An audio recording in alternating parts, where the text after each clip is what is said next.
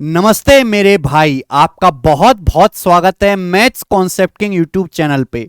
और आप मेरे साथ जुड़ चुके हैं यूपीएससी सीडीएस 2 2024 के एडवांस मैथ्स के टॉप तगड़े 40 सवालों का बेस्ट सॉल्यूशन देखने के लिए मेरे प्यारे भाई। ये जो चैनल है मैथ्स कॉन्सेप्ट किंग, इस पे कोई भी एग्जाम होता है, चाहे आपका आप यूपीएससी सीसेट का पेपर हो, चाहे आपका कोई कांस्टेबल का पेपर हो, पुलिस का पेपर हो, सीडीएस का एग्जाम हो, इसरो का पेपर हो, बिहार टीचर का पेपर हो, बीपीएससी का पेपर हो, मेरे दोस्तों डी ट्रिपल एस बी का पेपर हो, इन सभी एग्जाम के जो एसएससी से अलग होते हैं, जैसे मेरे दोस्तों पेपर आंसर की आती है, मैं उसको टाइप करवा के यहां पर बेस्ट सॉल्यूशन कराता हूं। सीडीएस का जो पेपर होता है मेरे दोस्तों, वो साल में 2 बार होता है, एक फर्स्ट 6 मंथ में, एक लास्ट 6 मंथ में। फर्स्ट 6 मंथ में जो पेपर होता है हम उसे यूपीएससी सीडीएस 1 कहते हैं। ये लास्ट 6 मंथ में अभी 2 दिन पहले ही पेपर हुआ है, लेटेस्ट पेपर है, तो मेरे दोस्तों इसे हम यूपीएससी सीडीएस 2 कहते हैं। हमने अपने इस YouTube channel maths concept king पर आप सब्सक्राइब कर लीजिए, ऐसा कोई एग्जाम नहीं जिसका सॉल्यूशन ना करवाते हो, इसलिए हम कहते हैं कि हम सबसे ज्यादा मेहनत यूट्यूब पे करते हैं। मैंने यूपीएससी सीसेट का पूरा पेपर सॉल्व करवाया हुआ है। ये देखिए सीडीएस 1 2024 का मैंने सारा पेपर सॉल्व कराया हुआ, आप जाके इस चैनल पे वीडियोस को देख सकते हैं मेरे प्यारे भाई। ऐसा नहीं है कि ये सीडीएस का पेपर है तो ये एसएससी वाले बच्चे ना देखें। अगर किसी बच्चे को मेंस का पेपर देना है, सीजीएल में सीएचएसएल का प्री देना है, सीजीएल का प्री देना है, तो वो बच्चे इन सवालों को बिल्कुल भी स्किप ना करें। इस बार के पेपर का लेवल पिछले 2 साल से जो सीडीएस का पेपर हो रहा है उससे थोड़ा सा हल्का है, लेकिन सवाल इंटरेस्टिंग है, नए हैं, फ्रेश है, मजेदार है, बहुत ज्यादा मुश्किल नहीं है, क्योंकि पिछले 2 बार से तो पेपर बहुत ही भयानक आ रहा था सीडीएस का। तो मैं इस वीडियो में आपको बहुत ही बेहतरीन सॉल्यूशन कराऊंगा, सबसे पहले कराऊंगा, सही सॉल्यूशन कराऊंगा मेरे प्यारे दोस्त, ठीक है। इस वीडियो में केवल एडवांस मैथ के क्वेश्चन होंगे, अर्थमेटिक के क्वेश्चंस की मैं एक सेपरेट वीडियो बनाऊंगा। आइए, ठीक है मेरे दोस्तों, इस वीडियो में सवालों में जितने भी कॉन्सेप्ट इस्तेमाल करूंगा वो सारे के सारे कॉन्सेप्ट हमारी इस बुक में है मैथ्स कॉन्सेप्ट किंग। इससे अलग एक भी कॉन्सेप्ट नहीं लगेगा कि एडवांस मैथ केवल फॉर्मूलों का खेल है, जिसको फॉर्मूले याद हैं और फॉर्मूलों का इस्तेमाल करना जानता है कर लेगा। तो पहले आपको कॉन्सेप्ट याद करने हैं, फिर उन कॉन्सेप्ट को अप्लाई करना सीखना है प्रैक्टिस करके। कॉन्सेप्ट कहां से आप सीखेंगे? इस बुक से मैथ्स कॉन्सेप्टिंग कंप्लीट मैथ का निचोड़ है, आप इसको अमेजन फ्लिपकार्ट से ले सकते हैं आसानी से, ठीक है भैया। आ जाइए, सवाल नंबर 1। माना कि एबीसी एक त्रिभुज है जिसका एरिया 36 है, एबी 9 है, बीसी 12 है, एंगल एबीसी थीटा, तो कॉस थीटा किसके बराबर है? तो मेरे दोस्त मैं आपके सामने किस तरीके से ट्राइंगल बनाता हूं, मैंने ट्राइंगल बना दिया, मैं इसको नाम दे देता हूं कि ये ट्राइंगल है मेरे प्यारे भाई ए बी सी। सवाल बोला एक ट्राइंगल है जिसमें ए बी आपका 9 सेंटीमीटर है, बी सी आपका 12 सेंटीमीटर है, और ये जो एंगल एबीसी है थीटा। आपसे पूछा कॉस थीटा का मान क्या होगा, लेकिन अच्छी बात यह है, खुशी की बात यह है कि ट्राइंगल का एरिया दिया है, एबीसी त्रिभुज है, उसका एरिया आपको दिया है। आप जानते हैं अगर किसी भी ट्राइंगल की मेरे दोस्तों 2 साइड दी हैं, बीच का एंगल दिया है, तो उस ट्राइंगल का एरिया बड़ी आसानी से आप निकाल सकते हो। ट्राइंगल का एरिया होता है 1/2, इन दोनों साइड की गुणा 9 गुणा 12, और बीच के एंगल का साइन यानी कि साइन थीटा। ये त्रिभुज के एरिया का फॉर्मूला होता है, और ये त्रिभुज के एरिया आपको सवाल में 36 दिया है मेरे प्यार में, 36। तो आप मेरे दोस्तों कर नहीं सकते, 2 से आपका 12 6 बार चला जाएगा, 9 से आपका 36 4 बार चला जाएगा, तो साइन थीटा आएगा जी 4/6, 4/6 आ गया जी 2/3, ये साइन थीटा 2/3 आ गया 2/3। लेकिन सवाल में थोड़ा सा और आगे आपसे कॉस थीटा पूछा है, तो 2/3 तो आंसर नहीं आएगा। साइन थीटा 2/3 है, तो कॉस थीटा क्या होता है? कॉस थीटा होता है √1 minus sign square theta. Cos का मतलब √1 माइनस साइन स्क्वायर थीटा, यानी कि 2/3 का स्क्वायर 4/9, तो आएगा जी 5/9। 5/9 का अंडर रूट 5 का अंडर रूट 5, 9 का अंडर रूट 3, √5/3 इस सवाल का आंसर है। पहला ऑप्शन इस सवाल का मुझे ठीक लग रहा है, ए ऑप्शन। कर पाओगे? मजा आया? इंटरेस्टिंग सवाल है, फ्रेश क्वेश्चन है, मुश्किल नहीं है मेरे भाई, ठीक है ना, बिल्कुल भी मुश्किल नहीं है दोस्तों। ये देखिए आपको यहां पे कॉन्सेप्ट बताया मैंने, ये कॉन्सेप्ट बताया कि ट्राइंगल का एरिया निकालना है, तो भैया आपको ट्राइंगल की 2 साइड पता होनी चाहिए। अभी ए बी सी अगर त्रिभुज की भुजाएं हैं तो एरिया क्या है? साइड का गुणा और बीच के एंगल का साइन। ये कॉन्सेप्ट यहां पर लिखा हुआ है। आइए हम चलेंगे अब सवाल नंबर 2 की तरफ। ट्रायंगल एबीसी में डीबीसी पर एक पॉइंट है। फिर से बना लेते हैं कि भाई एक त्रिभुज एबीसी है, त्रिभुज एबीसी है, साइड बीसी पर एक पॉइंट डी है। तो मैंने आपके सामने एक ट्रायंगल बनाया, बीसी पर एक पॉइंट डी है, तो मैं बीसी को नीचे ले लेता हूं, ये ट्रायंगल एबीसी हो गया। ठीक है, साइड बीसी पर कोई पॉइंट डी है। अब सवाल में क्या बोला है, A B into D C बराबर A C into B D, angle B A D alpha, angle C A D beta, यानी कि मुझे मिलाना पड़ेगा। मैं जब इसको मिलाता हूं मेरे प्यारे भाई, तो सवाल में कह रहा है एंगल बी ए डी यानी कि ये वाला कोण अल्फा है, और कोण सी A D, C A D ये वाला कोण सी ए डी ये वाला कोण बीटा है, बीटा। ठीक है, कौन सा कथन सही है? और सवाल में मेरे दोस्तों आपको यह दिया हुआ है ए बी गुणा डी सी बराबर ए सी गुणा बी डी। में से तो मैं देख के समझ गया हूं कि भैया अगर मैं एसी को उधर लाऊं तो मैं ये लिख सकता हूं, अगर मैं एसी को उधर ले जाऊं तो ए बी बटे ए सी बराबर क्या आ जाएगा, ए बी बटे ए सी बराबर हो जाएगा मेरे दोस्तों, ये डीसी को उधर ले जाता हूं B D by D C. A B से ए सी का रेशियो बी डी से डी सी के रेशियो के बराबर है। इसका मतलब क्या हुआ, बी डी से डी सी का रेशियो बी डी बटा डी सी। क्या हुआ मेरे प्यारे भाई? तो बेटा थोड़ा सा दिमाग लगाओ। अगर किसी त्रिभुज में मैंने लाइन खींची है ना, ये एंगल ए है, एंगल ए बनाने वाली साइड है ए बी और ये ए सी, ए बी से ए सी का रेशियो वही है जो बी डी से डी सी का है। ए बी से ए सी का रेशियो बराबर है बी डी से डी सी का रेशियो, तभी पॉसिबल है जब ये लाइन एंगल बाइसेक्टर हो। आपका जो कोण ए डी है वो एंगल बी ए सी का बाइसेक्टर होगा, कोण ए का समद्विभाजक होगा, बाइसेक्टर होगा मेरे प्यारे भाई। ये इंटीरियर एंगल बाइसेक्टर थ्योरम है, आंतरिक कोण समद्विभाजक प्रमेय। एंगल बाइसेक्टर खींचते तो जो एंगल बनाने वाली साइड का रेशियो होगा कोण समद्विभाजक विपरीत भुजाओं को भी इसी अनुपात में बांटेगा, यानी कि एंगल बाइसेक्टर है तो कोण अल्फा बीटा बराबर होंगे। ए ऑप्शन आंसर है। सिंपल आपको थ्योरम याद थी तो सवाल कर लेते मेरे प्यारे भाई, सिंपल थ्योरम याद थी तो क्वेश्चन आपसे हो जाता। ठीक है ना, ओके। यहां पे आप इसी में मैंने आपको समझाया भी है मेरे दोस्तों, इसी बुक में एंगल बाइसेक्टर थ्योरम भी मैंने एक्सप्लेन की है। ये देखिए एक्सटीरियर एंगल बाइसेक्टर थ्योरम है, ये लिखिए इंटीरियर एंगल बाइसेक्टर थ्योरम। देखो आंतरिक कोण समद्विभाजक प्रमेय, अगर एडी समद्विभाजक है तो जो रेशियो ए बी से ए सी का है, जो रेशियो ए बी से ए सी का है, जो रेशियो ए बी से ए सी का है वही रेशियो बी डी से डी सी का होगा, लिखा हुआ है। तो अगर आपको थ्योरम याद है तो आप सीधे सीधे सवाल कर सकते हैं। अरे अरे कहां भाग रहा है, अरे आ जा इधर। ये बताओ पी क्यू आर एक समकोण त्रिभुज की भुजाएं हैं, तो P minus Q minus R, Q minus R minus P, R minus P minus Q हमेशा होता है positive only, negative only, non positive only, non negative only. ठीक है, पी क्यू आर एक समकोण त्रिभुज की भुजाओं की लंबाई। अब सवाल में ये तो नहीं बोला कि पी क्यू आर समकोण त्रिभुज है तो कैसा है, पी क्यू आर की वैल्यू क्या है, यानी कि ये किसी भी समकोण त्रिभुज के लिए एक जनरल स्टेटमेंट पास किया गया है कि आप कोई भी समकोण त्रिभुज बना लो मुंह उठा के जिसकी भुजाएं पी क्यू आर हो, कोई भी किसी भी त्रिभुज के लिए थ्योरम है। तो आपसे पूछा इसकी वैल्यू क्या आएगी और आपको कल पॉजिटिव नेगेटिव बताना है, तो आप अपनी मर्जी से कोई भी समकोण त्रिभुज मान लो। सबसे आसान रहेगा 3 4 5, सबसे आसान रहेगा 3 4 5 मेरे प्यारे भाई। देखो इसका बेसिक भी आसान है बट मैं वहां पे नहीं जाना चाहता, तो अपनी वैल्यू मर्जी से वैल्यू पुट कर लो। ये देखिए पी माइनस क्यू माइनस के आर क्या आएगा, 3 में से 4 5 9 घटाएंगे माइनस का 6, Q minus R minus P, Q है 4, 4 में से 3 5 8 घटाएंगे माइनस का 4, आर में से पी माइनस क्यू घटाएंगे तो आर है 5, 5 में से 3 4 7 घटाएंगे 2। तो बेटा नेगेटिव है तीनों, नेगेटिव की 3 बार गुणा करेंगे तो नेगेटिव ही आ जाएगा, यानी कि नेगेटिव ओनली होगा, नेगेटिव ओनली। वैसे तो यहां समकोण त्रिभुज है, समकोण त्रिभुज की बजाय अगर कोई भी त्रिभुज होता तो भी नेगेटिव आता। एक बात ध्यान सुनिएगा, किसी भी त्रिभुज में मेरे दोस्तों 2 भुजाओं का योग हमेशा तीसरी भुजा से बड़ा होता है।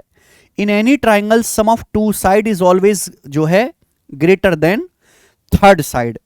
अगर मैं ए प्लस बी को उधर लाऊंगा, अगर मैं ए प्लस बी को उधर ले जाऊंगा मेरे प्यारे भाई, तो आप ये कह सकते हैं अगर मैं ए प्लस बी को उधर ले जाऊंगा क्या ये आप कह सकते हैं? यानी कि मेरे प्यारे भाई, अगर किसी एक भुजाओं में से मैं दो भुजा को माइनस करता हूं तो ये नेगेटिव है, जीरो से छोटा आएगा, नेगेटिव नेगेटिव है। ट्राइंगल की ये सी क्या साइड है, एक साइड में से मैंने दो भुजाओं को घटाया तो क्या आ रहा है, जीरो से छोटा नेगेटिव आ रहा है। यहां भी तो ये हो रहा है, यानी कि नेगेटिव वैल्यू है, ये नेगेटिव वैल्यू है, नेगेटिव वैल्यू, नेगेटिव की 3 बार गुणा करेंगे नेगेटिव ही आएगा, आंसर नेगेटिव ओनली। ठीक है ना। चलिए आ जाइए सवाल नंबर 4। बताओ मेरे दोस्त, यूपीएससी सीडीएस 2 का 80 मीटर लंबाई का एक खंभा क्षैतिज तल पर स्थित है। तो यह क्षैतिज तल यानी कि horizontal line, this is a प्यारी प्यारी लाइन। अरे रे रे रे, ये रही, ये एक लाइन है मेरे दोस्तों। अब 80 मीटर लंबा खंबा इस पर स्थित है। तो एक खंबा है जो कि 80 मीटर लंबा है, मैंने खंबा बना दिया। खंबा is very very long, 80 metre long. खंबे का आधार पी पर है। तो एक खंबे का आधार हो गया जी पी पर। दो पॉइंट ए और बी इस प्रकार हैं कि पी ए और बी सीधी रेखा में। तो दो पॉइंट है ए और बी इस प्रकार से कि ये जो पी ए और बी हैं ये सीधी रेखा में, ये स्ट्रेट लाइन है। माना ए और बी से खंबे के शीर्ष का उन्नयन कोण अल्फा बीटा है। माना कि जब हम ए और बी से देखते हैं तो खंबे के टॉप का एलिवेशन एंगल अल्फा बीटा, और अल्फा बड़ा है बीटा छोटा है। 2 points A and B such that P are B on the same line, let the angle of elevation of top of the pole from A and B is alpha beta। अब आप मुझे बताओ, alpha बड़ा है मेरे दोस्तों यानी कि A नजदीक होगा, बीटा छोटा यानी कि B दूर होगा। सवाल में साफ साफ बोला है मेरे प्यारे भाई कि पॉइंट A और B से जो खंबा है, खंबे के टॉप के जो एलिवेशन एंगल है ये अल्फा है, और ये मेरे दोस्तों यहां पर ये बीटा है, बीटा है ना। और जैसे जैसे हम नजदीक जाते हैं एलिवेशन एंगल बढ़ता जाता है, बीटा छोटा है अल्फा बड़ा है। सवाल में दिया है पीए 64 ए बी 36। पीए की लंबाई सवाल में 64 दी है, 64। ये पीए की लंबाई 64 मीटर दी है, 64 यहां से यहां तक। ए बी की लंबाई 36 है, ए बी की लंबाई 36 है। तो आपसे पूछा अल्फा प्लस बीटा किसके बराबर है, अल्फा प्लस बीटा, जल्दी से। पीए की लंबाई 64 है और ए बी की लंबाई 36 है, तो पूरा कितना आ जाएगा, 64 प्लस 36 100 आ जाएगा भाई। अगर ये 64 है 36 है तो पूरा कितना आ जाएगा, 64 में 36 जोड़ेंगे 100 आ जाएगा। बताओ अल्फा प्लस बीटा पूछा है, 64 100 का अंडर रूट 80 है यानी कि ये 90 डिग्री आएगा। ये थ्योरम है बेटा, ये सीधी थ्योरम है, ये सीधी थ्योरम है, सीधी है ना। ये सीडीएस के 1 पेपर में भी आई थी, मैं आप इसको प्रूफ करके भी समझा दूंगा कि ये क्यों हुआ, लेकिन ये सीधी थ्योरम है कि अगर किसी त्रिभुज में मेरे दोस्तों या ये टावर है या एक खंबा है, खंबे पर दो पॉइंट से एलिवेशन एंगल अल्फा बीटा है। अगर अल्फा प्लस बीटा 90 डिग्री है मेरे प्यारे भाई, अगर अल्फा प्लस बीटा 90 डिग्री है यानी कि अल्फा बीटा कॉम्प्लीमेंट्री एंगल है, तो खंबे की जो लंबाई होती है, खंबे की जो हाइट होती है मेरे दोस्तों, वो क्या होगी, under root X Y. X Y क्या है मेरे दोस्तों, यहां पे ये 64 एक्स है और ये पूरा 100 वाई है। आप यहां पे देखो तो खंबे की हाइट 80 है, वो क्या बन रहा है मेरे दोस्तों, अंडर रूट 64 गुणा 100 बन रहा है। 64 का अंडर रूट 8, 100 का अंडर रूट 10, 8 दूसरा 80 बराबर हो रहा है। तो यहां पे इस बार उल्टा सवाल पूछा गया, उल्टा क्वेश्चन पूछा गया है, उल्टा। ठीक है, जिन बच्चों को थ्योरम नहीं आती वो ये सवाल भी कर सकते हो, ऐसी बात नहीं है भाई। दो दो समकोण त्रिभुज बनने हैं, tan अल्फा निकालो, मैं tan ही निकाल सकता हूं। आप कहोगे सर वाई यू आर निकालिंग tan, क्योंकि ये एंगल 90 डिग्री है और मुझे tan होता है लंब बटे आधार, अल्फा के सामने परपेंडिकुलर 80 64 बेस है, तो tan अल्फा आएगा 80 बटे 64, यानी कि मेरे दोस्तों 5 बटे 4, 16 पंजे 80, 16 चौका 64। मैं आपसे कहूं tan बीटा क्या आएगा बड़े वाले त्रिभुज में, तो tan बीटा लंब बटे आधार, इस कोण बीटा के लिए वाली साइड परपेंडिकुलर 80 है, 80 बटे 100, 80 बटे 100 कितना आएगा जी, 20 चौक 80, 20 पंजे 100, 4 बटे 5 आ जाएगा। और tan अल्फा और tan बीटा एक दूसरे के उल्टे आ गए, यानी कि मेरे दोस्तों यहां से tan अल्फा गुणा tan बीटा की वैल्यू क्या आएगी बेटा, 5 बटे 4 की 4 बटे 5 में गुणा करेंगे 1 आएगा। और आप जानते त्रिकोणमिति में अगर tan a गुणा tan b 1 है, tan a गुणा tan b 1 है, तो अल्फा प्लस बीटा क्या आएगा, 90 डिग्री होगा, 90 डिग्री। 90 डिग्री सवाल का आंसर है बी ऑप्शन। गजब का सवाल है भाई, ठीक है, मतलब कुछ हटके पूछा है, उल्टा पूछा है, ये बताओ। CDS2 दो टावर ए और बी जिनकी हाइट 23 और 11 है, 9 मीटर की दूरी पर खड़े हैं। तो भैया दो टावर हैं, मस्त ऐसे दो टावर खड़े कर देता हूं। एक की लंबाई 23 है, एक की 11 है, 9 मीटर की दूरी पर है, तो ऐसे टावर खड़ा कर लेते हैं ये।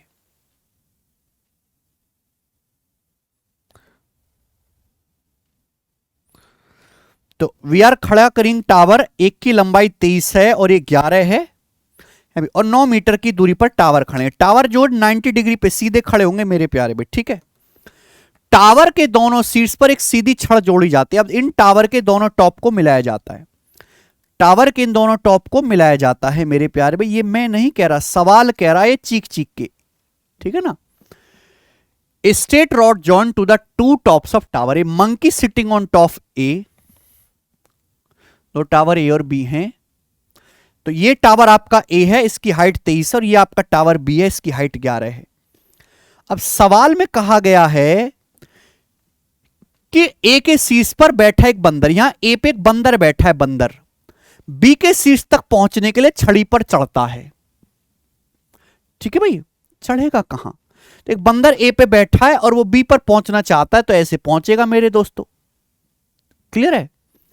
यदि बंदर को दूसरे छोर तक पहुंचने में 5 मिनट लगते, बंदर को एक जगह एक टॉप से दूसरे टॉप तक पहुंचने में 5 मिनट लगते, तो बंदर की एवरेज स्पीड क्या है? What the average speed? और आंसर बताना है मीटर पर मिनट में और सेंटीमीटर पर सेकंड में भी है। चलो कैसे करेंगे भाई बताओ। देखिए जब भी ऐसा सवाल है, this is the easy question. आप यहां से एक स्ट्रेट लाइन खींचिए, स्ट्रेट लाइन खींचो। आप बताओ अगर ये 9 है तो ये भी 9 होगा भाई। अगर ये 11 है, 11 तो इसके सामने ये लेंथ भी 11 होगी, 11 भाई। इस पूरे टावर ए की हाइट 23 थी, टावर ए की हाइट 23 थी, 23, ये पूरी हाइट ए की 23 थी, 23। तो कितना बचाएगा? ये 11, 23 में से 11 घटा दीजिए, 23 में से 11 घटा दीजिए, तो ये कितना बचा? 12। यहां से यहां तक की हाइट 12 बचेगी। अब बताओ ये 12 है, ये 9 है, 90 डिग्री बन गया, आमने सामने की बराबर है, तो 15 हो गया। 12 9 15, 888 है। अब बंदर आता है मेरे दोस्तों रॉड से यहां से यहां तक, तो बंदर आएगा 15 मीटर। कितना आया बंदर? 15 मीटर की दूरी आया बंदर, 15 मीटर। कितने समय में? 5 मिनट में। तो 15 मीटर चलने में बंदर को 5 मिनट लगे, तो बंदर की एवरेज स्पीड आ जाएगी 15/5, 3 मीटर पर मिनट। 3 मीटर पर मिनट, लेकिन वो तो ऑप्शन में ही नहीं है। तो भाई सेंटीमीटर पर सेकंड वाला ट्राई करते हैं। 1 मीटर में 100 सेंटीमीटर होते हैं, 15 मीटर का मतलब 1500 सेंटीमीटर। 5 मिनट, 1 मिनट में 60 सेकंड, तो 5 मिनट में 300 सेकंड होते हैं। तो इसको डिवाइड करेंगे, 300 से 1500 5 बार चला जाएगा, तो 5 सेंटीमीटर पर सेकंड, 5 सेंटीमीटर पर सेकंड आएगा, डी ऑप्शन 5। खत्म। बोलो हाँ।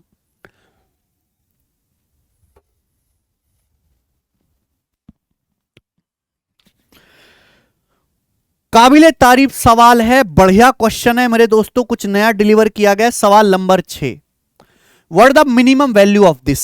एलजेब्रा का सवाल है, ए और बी दोनों ग्रेटर देन 0 है, दोनों पॉजिटिव में, बताइए।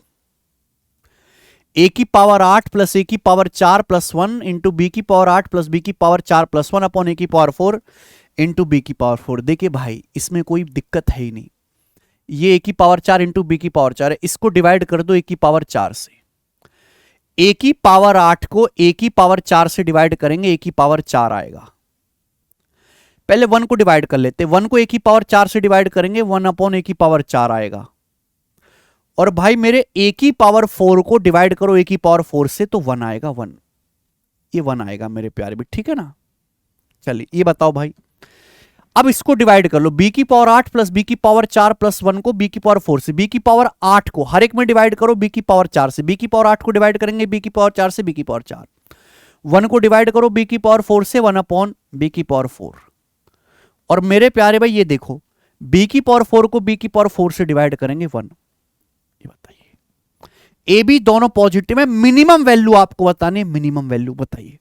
वैसे तो इस सवाल को करने के कई सारे तरीके हैं, है ना, एएम जीएम अलग अलग, लेकिन आप ये बात ध्यान रखिएगा कि भाई अगर x एक पॉजिटिव नंबर है, यानी कि ग्रेटर देन 0, अगर x एक पॉजिटिव नंबर है तो x प्लस 1/x की जो मिनिमम वैल्यू होगी वो 2 होगी। x प्लस 1/x हमेशा 2 से बड़ा आएगा, मिनिमम वैल्यू 2 आएगी। या फिर मैं कहूं कि x प्लस 1/x की मिनिमम वैल्यू 2 होगी। अगर x जो है मेरे प्यारे भाई पॉजिटिव नंबर है तो x प्लस 1/x हमेशा 2 से बड़ा आएगा, या फिर मैं ये कहूं कि x प्लस 1/x की जो मिनिमम वैल्यू होगी 2 होगी, या वैल्यू 2 से ज्यादा होगी, न्यूनतम मान 2 होगा। तो यहां भी तो यही है, ए और बी पॉजिटिव नंबर है। अगर ए और बी पॉजिटिव नंबर है तो मैं पावर 4 करूंगा तो ये भी पॉजिटिव रहेगा, यानी कि ये वही बन गई एक्स प्लस 1/x फॉर्म बन गया, पॉजिटिव है, ये भी पॉजिटिव, ये भी पॉजिटिव। तो एक्स प्लस 1/x पॉजिटिव है तो इसकी मिनिमम वैल्यू क्या आएगी, 2 आएगी, मिनिमम वैल्यू 2। तो 2 + 1 3 मल्टीप्लाई भाई इसकी भी मिनिमम वैल्यू 2 आएगी, बी की पावर 4 + 1 बटे बी की पावर 4 की, और 2 + 1 3, 3 × 3 9। तो 9 जो है मिनिमम वैल्यू आएगी, ऑप्शन नंबर यहां से सी ठीक है। ओके, आप बोलोगे सर मजा आया, मजा आया सर, ऑस कर दूंगा आपको।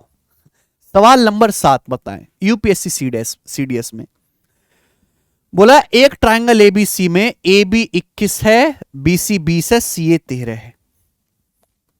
लिसन, तो एक त्रिभुज एबीसी है, ए बी 21 है, बीसी 20 है, सीए 13 है। सबसे लंबी भुजा पर एक लंब सीडी खींची जाती है। ट्रायंगल बीसीडी का एरिया बताओ। सबसे लंबी भुजा ए बी है 21, सबसे लंबी भुजा, तो मैं ए बी को नीचे बना लेता हूं, ये ए बी सी इस तरीके से हो गया।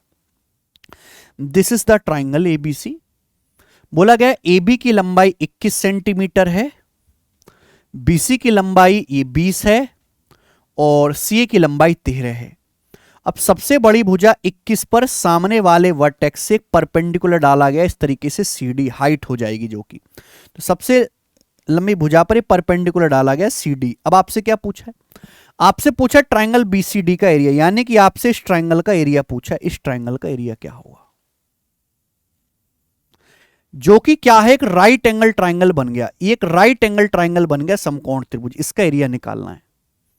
राइट एंगल ट्रायंगल का एरिया निकालना बहुत आसान है, अगर 90 डिग्री बनाने वाली साइड पता लग जाए, अगर मुझे ये लेंथ और इस हाइट पता लग जाए मेरे प्यार भी।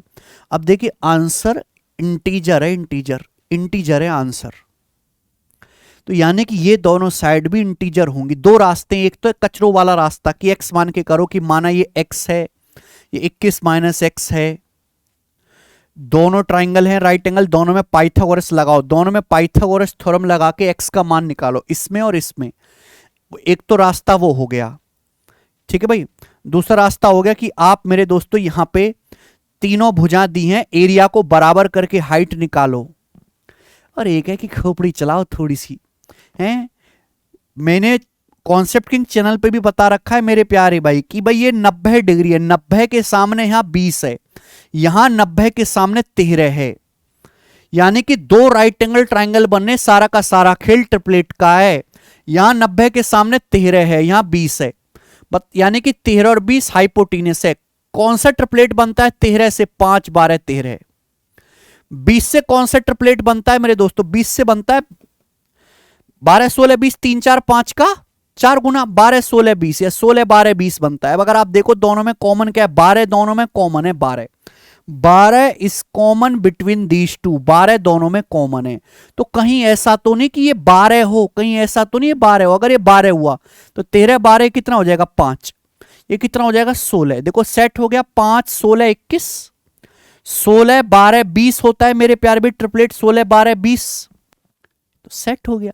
यानी कि ट्रिपलेट से ही मैं सवाल कर लूंगा, मुझे कोई एक्स मानने की जरूरत नहीं, कोई एरिया बराबर करने की जरूरत नहीं है। ट्राइंगल बीसीडी राइट एंगल है, एरिया क्या आ जाएगा 16 12, तो समकोण त्रिभुज का एरिया 1/2, 90 डिग्री बनाने वाली भुजाओं के गुणा 16 × 12, यानी कि आ जाएगा 2 8 16 12 8 96, 96 स्क्वायर सेंटीमीटर आंसर है ए ऑप्शन 96। गजब का सवाल है।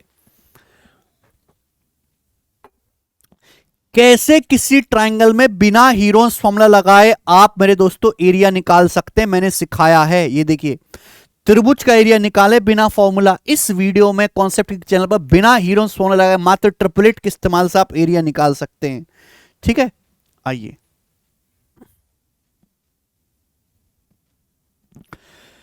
यदि x³ + 1/x³ 65/8 है, तो y³ + 1/y³ 730/27 है, तो कौन सा xy का मान है। बहुत बढ़िया, देखिए आज हमने इसकी रील भी बनाई थी, मुझे सवाल पता है। X cube plus 1 x cube 65/8 है, वाई क्यूब प्लस 1/वाई क्यूब 730/27 है, एक्स वाई पूछा है। यानी कि सवाल सॉल्व करने के लिए एक्स और वाई की अलग अलग वैल्यू निकालनी है, आंसर इंटीजर में है। ठीक है, देखो ये सवाल एक्चुअली में सॉल्व होने करने वाला है ही नहीं। सवाल में दिया एक्स क्यूब प्लस 1 में एक्स क्यूब जो कि है 65/8। क्या 65/8 को भी इसी फॉर्म में लिख सकते हैं जो एक्स क्यूब प्लस 1 में एक्स क्यूब है? भाई 8 अट्टे 64 होता है, ये 65 है, एक ज्यादा है, यानी कि हो गया 8 + 1/8 कि 8 की 8 में गुणा करेंगे 64 एक 65। अगर मैं मानता हूं तो लेफ्ट साइड राइट साइड से कंपेयर करके एक्स क्यूब की जगह क्या लिख रहा है, मुझे एक्स क्यूब की जगह 8 दिख रहा है, तो यहां से एक्स के लिए 2 आएगी। हालांकि एक्स का मान 2 और 1/2 दोनों हो सकता है, लेकिन 1/2 नहीं लेंगे अभी, क्योंकि इंटीजर वैल्यू निकालनी है सवाल की। एक्स 2 आ गया, बस अब ये भी हवा में हो जाएगा, ये भी मुझे दिख रहा है साफ साफ। वाई क्यूब प्लस 1/वाई क्यूब कितना है, 730/27।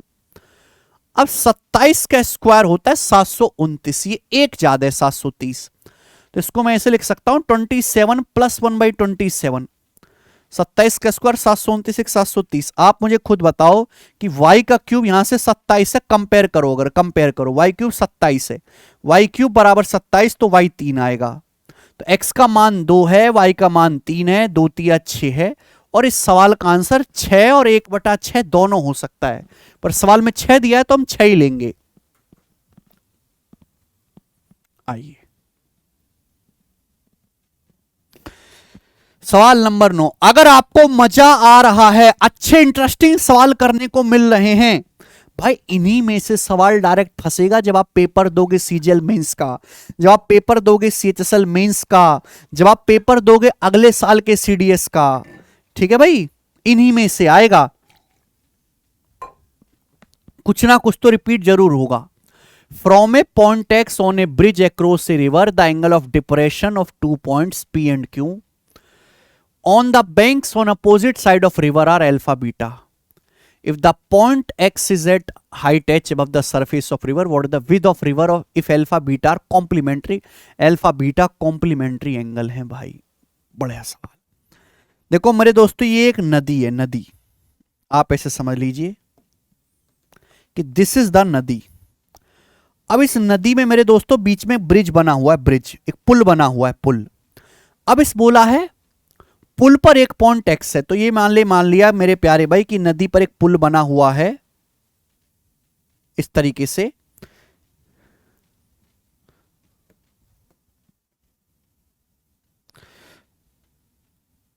ये नदी है मेरे दोस्तों, ये पुल पर कोई पॉइंट एक्स है, मैंने एक्स से सीधी लाइन खींची है, लाइन पुल ऐसे है नहीं, ये नदी है बेटा, नदी ये है। ठीक है, पुल ऐसे बन रहा होगा, नदी के 2 किनारे हैं और एक पुल पे मेरे दोस्तों कोई पॉइंट एक्स है, मैंने पॉइंट एक्स से नीचे नदी को मिला दिया है। ठीक है, अब बोला नदी के विपरीत किनारों पर, तो पहले पढ़ लिया हमने नदी के अपोजिट साइड हैं दोनों, यानी कि एक इस तरफ है तो एक इस तरफ है, अपोजिट साइड है। 2 पॉइंट पी और क्यू हैं, 2 पॉइंट पी और क्यू हैं, और इन दोनों पॉइंटों के डिप्रेशन एंगल अल्फा बीटा, यानी कि पॉइंट एक्स से जब हम देखते हैं तो नदी के दोनों किनारों के depression angle alpha beta. Depression angle क्या होता है भाई, आप ये मिलाओ, ये एंगल अल्फा है, अगर ये कोण अल्फा है डिप्रेशन एंगल, तो ये कोण भी अल्फा होगा। ऐसी यहां डिप्रेशन एंगल बीटा है तो ये कोण भी बीटा होगा, ये बात आपको समझनी है बेटा। ठीक है ना, तो पॉइंट एक्स से ये आ गया अल्फा बीटा, यही पढ़ा है ना, एक नदी के पुल पर एक पॉइंट एक्स से नदी के विपरीत किनारों पर पी और क्यू के एलिवेशन एंगल अल्फा बीटा है। If the point X is at a height H, point X जो है वो एच हाइट पर है, तो जमीन से पॉइंट एक्स कितनी हाइट पर है, एच हाइट पर है। Alpha beta are complementary, complementary angle का मतलब ऐसे 2 कोण जिनका आपस में सब 90 डिग्री होता है, उन्हें कॉम्प्लीमेंट्री एंगल्स कहते हैं। आपसे पूछा है नदी की चौड़ाई यानी कि पी क्यू, आपको बताना है पी क्यू क्या होगा, और आंसर एच अल्फा बीटा की टर्म में है, बताएं दोस्तों। देखो सबसे पहली बात, ये वाला एंगल 90 डिग्री है, तो मेरे दोस्त ये बात मुझे बताओ कि अगर अल्फा के सामने एच है तो ये कितना आएगा, ये कितना आएगा, यहां से यहां तक ये कितना आएगा, फटाफट बताओ। ये एच कॉट अल्फा होगा, नहीं समझे क्या भाई? अल्फा के सामने ये लंब है, ये आपका बेस है, परपेंडिकुलर और बेस में रिश्ता बताना है ना, तो मैं क्या लगाऊंगा, टेन अल्फा। टेन अल्फा बराबर लंब एच बटे आधार मुझे निकालना है, तो ऐसे क्वेश्चन मार्क आ जाएगा एच बटे tan alpha, H cot alpha. वैसे भी अगर अल्फा के सामने एच है तो अल्फा से सटी हुई साइड एच कॉट अल्फा हो जाएगी, एच कॉट अल्फा। अगर ये बीटा के सामने एच है तो बीटा से सटी हुई ये एच कॉट बीटा हो जाएगी, एच कॉट बीटा। तो नदी की जो चौड़ाई होगी पी क्यू, इन दोनों को ऐड कर देंगे, ये पी क्यू आपका आ जाएगा, ऐड कर दीजिए H cot alpha plus H cot beta, तो एच तो कॉमन आ जाएगा, तो H cot alpha plus cot beta ही पी क्यू की वैल्यू है, H cot alpha plus cot beta. लेकिन ये दुख की बात है, ये ऑप्शन में होगा ही नहीं, पता क्यों? क्योंकि सवाल में ये भी तो इस्तेमाल करना है कि अल्फा बीटा दोनों कॉम्प्लीमेंट्री एंगल हैं, ये तो अभी इस्तेमाल ही नहीं हुआ ना कॉन्सेप्ट। वैसे समझदार बच्चे समझ गए, डी ऑप्शन इसका आंसर है। देखिए आप जानते हैं मेरे दोस्तों, ये 2h तो आने वाला है नहीं, तो ये गड़बड़ है मेरे प्यारे भाई, ठीक है। मल्टीप्लाई में होगा, देखो कैसे, पी क्यू बराबर H cot alpha plus cot beta, cot alpha plus cot beta. Listen carefully, अगर एल्फा और बीटा कॉम्प्लीमेंट्री एंगल है मेरे दोस्तों, तो कॉट बदलता है टेन में, बीटा का कॉम्प्लीमेंट्री एल्फा है, कॉट किस में बदल जाएगा, टेन में, यानी कि कॉट बीटा आपका टेन एल्फा हो जाएगा, टेन एल्फा। और आपको पता होना चाहिए, मैंने आपको थ्योरम पढ़ाई है, यूट्यूब फ्री बैच में पढ़ाई कि कॉट प्लस टेन क्या होता है, या टेन प्लस कॉट क्या होता है मेरे प्यारे भाई। टेन प्लस कॉट होता है 1/sin into cos, 10 plus cot बराबर 1/sin इंटू कॉस, या फिर sec into cosec. Cot alpha plus tan alpha का मतलब sec alpha into cosec alpha, sec into cosec हो जाएगा कॉट प्लस टेन का, सीधा फॉर्मूला है सेक इंटू कॉसेक। इसलिए सवाल का आंसर डी ऑप्शन सही होना चाहिए, डी। शानदार सवाल है भाई, मतलब मुझे मजा आ रहा है सवाल करवाना, तुमको आ रहा हो ना, मुझे को पूरी फील आ रही है। सवाल नंबर 10 लेंगे, ए की power 4 plus 2a cube plus 3a square plus 2a plus 1। अच्छा जी, और ए की power 6 minus 2a cube plus 1, इनका HCF क्या है? बहुत बेहतरीन, दो संख्याएं दी हैं, मुझे बताना है इनका HCF, ये और एक ये। HCF मतलब हाईएस्ट कॉमन फैक्टर।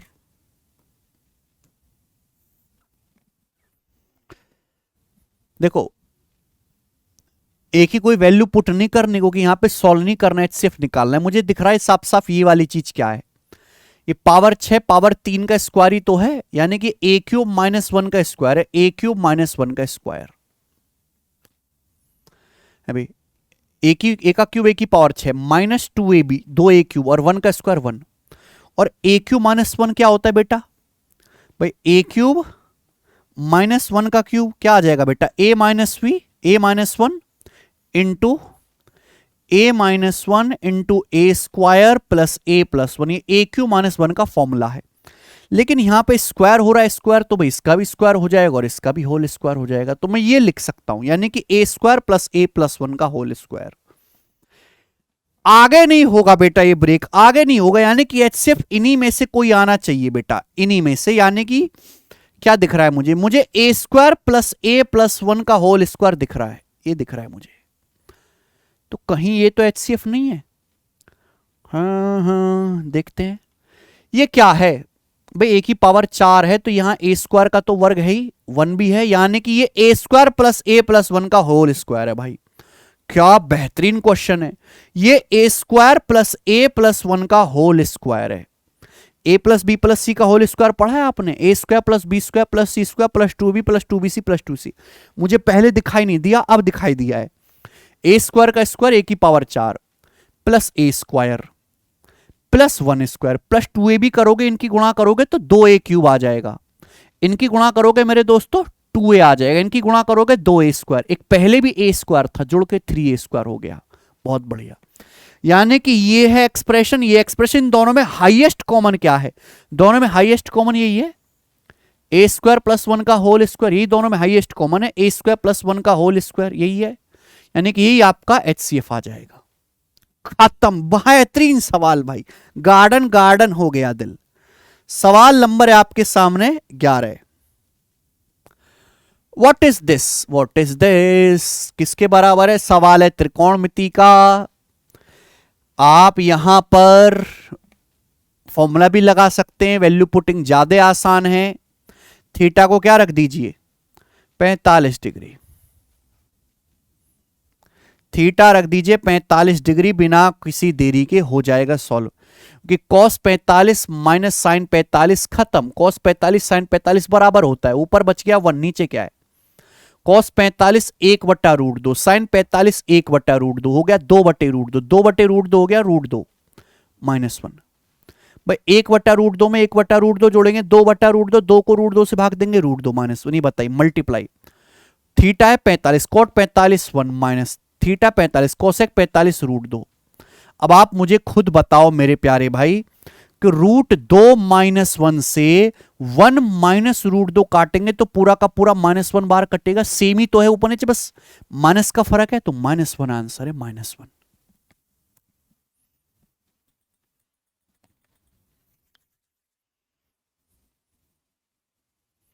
ठीक है, आगे आइए।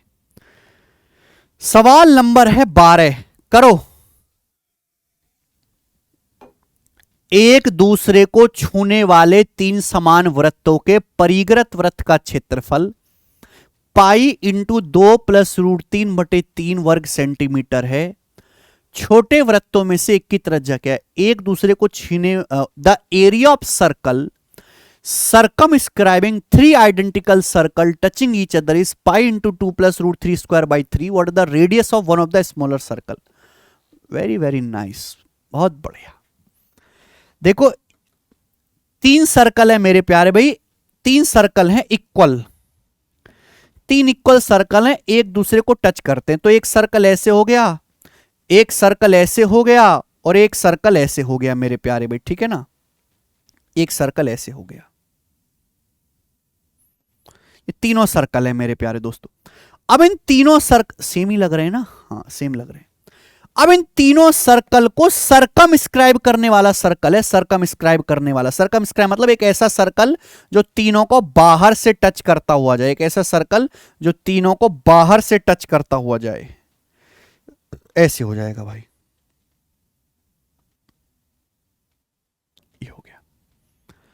ठीक है मेरे प्यारे दोस्तों, ये तीनों सर्कल, अगर इन तीनों सर्कल की रेडियस सेम है, अगर इन तीनों सर्कल की रेडियस सेम है भाई, इसकी भी रेडियस r है, इसकी भी रेडियस r है, इसकी भी रेडियस r है, तो क्या आप कॉन्सेप्ट जानते हैं? कॉन्सेप्ट जानते हैं, अगर तीनों सर्कल बराबर रेडियस के हैं तो जो इनका सरकम सर्कल है, सरकम सर्कल जो इसकी जो रेडियस होगी, सरकम सर्कल की जो रेडियस होगी वो होती है मेरे दोस्तों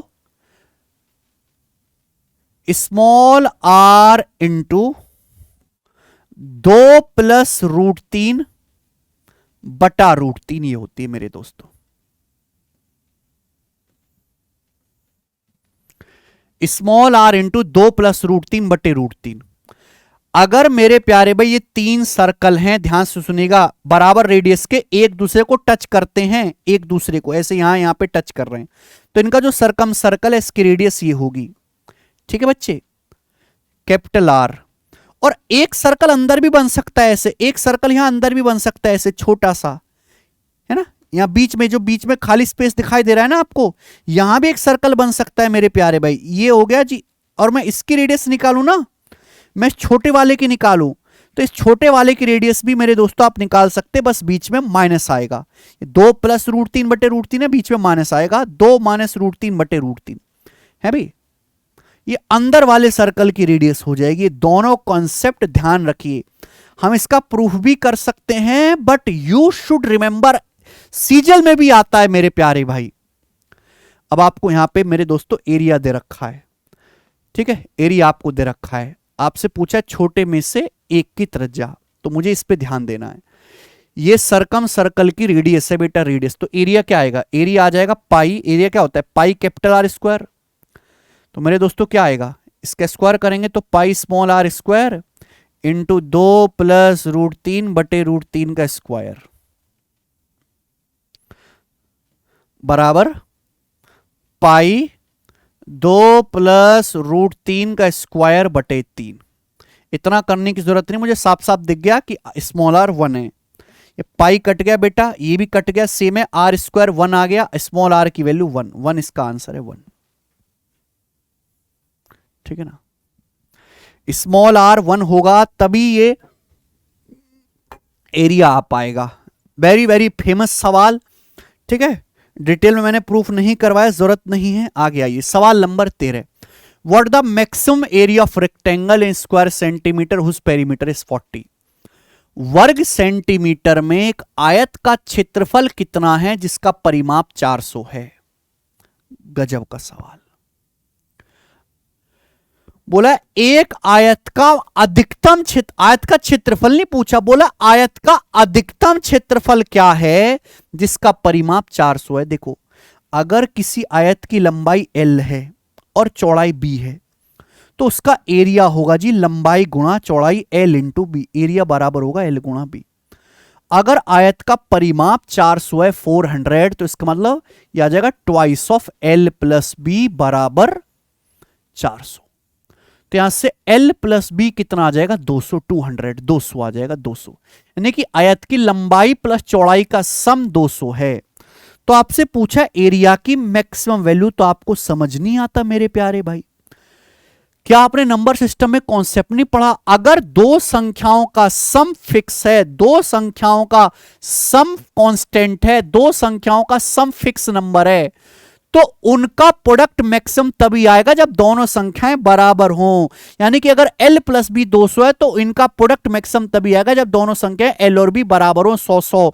यानी कि मेरे दोस्तों आयत का क्षेत्रफल अधिकतम तब होगा जब आयत एक स्क्वायर बन जाए, एक वर्ग बन जाए। अगर किसी आयत का परिमाप दिया हुआ है तो उसका एरिया मैक्सिमम तब होगा जब रेक्टेंगल एक स्क्वायर वर्ग बन जाएगा। यानी कि लंबाई अगर परिमाप 400 है आयत का तो हर भुजा 100-100 हो जाए, है ना, लंबाई और चौड़ाई 100-100 हो जाए मेरे दोस्तों, तो एरिया आएगा 100 गुणा 100, 100 का स्क्वायर जो कि 10,000 होगा, 10,000। डी ऑप्शन आंसर है, डी। शानदार सवाल है मेरे दोस्तों, गजब का लॉजिक इस क्वेश्चन में हमें देखने को मिला। और हम अगले सवाल की तरफ चलेंगे। सवाल नंबर 14, फिर से अलजेब्रा का ये सवाल आया है फिर से जी, बहुत प्यारा सवाल है अलजेब्रा का। x plus 1/yz minus y plus 1/zx बराबर y plus 1/zx minus z plus 1/xy, ये आपको दिया हुआ है। एंड ये चीज भी बड़ी खास है, x plus Z is not equal to 2y, x plus Z 2y के बराबर नहीं है। तो एक्स वाई जेड का मान क्या होगा? देखिए आपको ये चीज हल्के में ऐसी लग रही होगी कि बेवजह दी है, आप यहां पर वैल्यू पुटिंग कर सकते हैं, लेकिन वैल्यू पुटिंग करने में भी काफी दिमाग जाएगा, जीरो तो कर नहीं सकते। ठीक है जी, अब आप सोचो कि ये सवाल होगा कैसे। अगर सवाल में दिया x plus Z is not equal to 2y, तो इसका मतलब है कि x plus Z minus 2y is not equal to 0। इसका इस्तेमाल होगा सवाल में, ये कटेगा कहीं ना कहीं। x plus Z minus 2y, अगर मैं 2y को उधर ले आऊं, minus 2y is not equal to 0। आप सोचो, एक तरफ लाने की कोशिश करते हैं सबको। ये x है, ये z, माइनस का z, माइनस z इधर लाते हैं तो प्लस का z।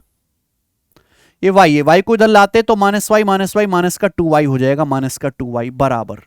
बहुत बढ़िया, हो गया सॉल्व, कुछ नहीं बचा सवाल में। मैं एक्स वाई जेड सब एक तरफ ले आए, ये क्या बचेगा बेटा? इधर क्या बचेगा?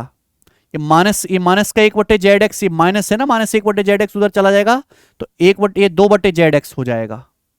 ये माइनस, ये प्लस माइनस 1/xy है,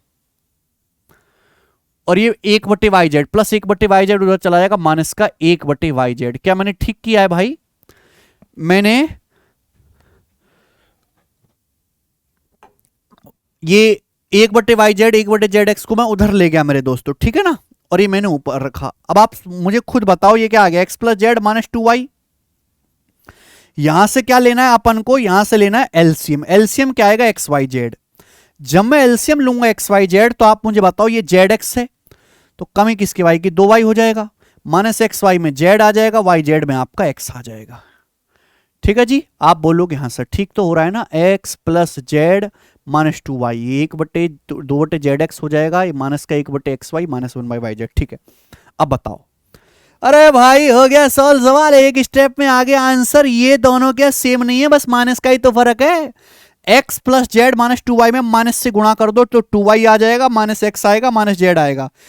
2y आएगा, माइनस x आएगा, माइनस z आएगा। ये दोनों कट गया, लेकिन ये तभी कट सकता है जब नॉट इक्वल टू 0, इसलिए दिया था।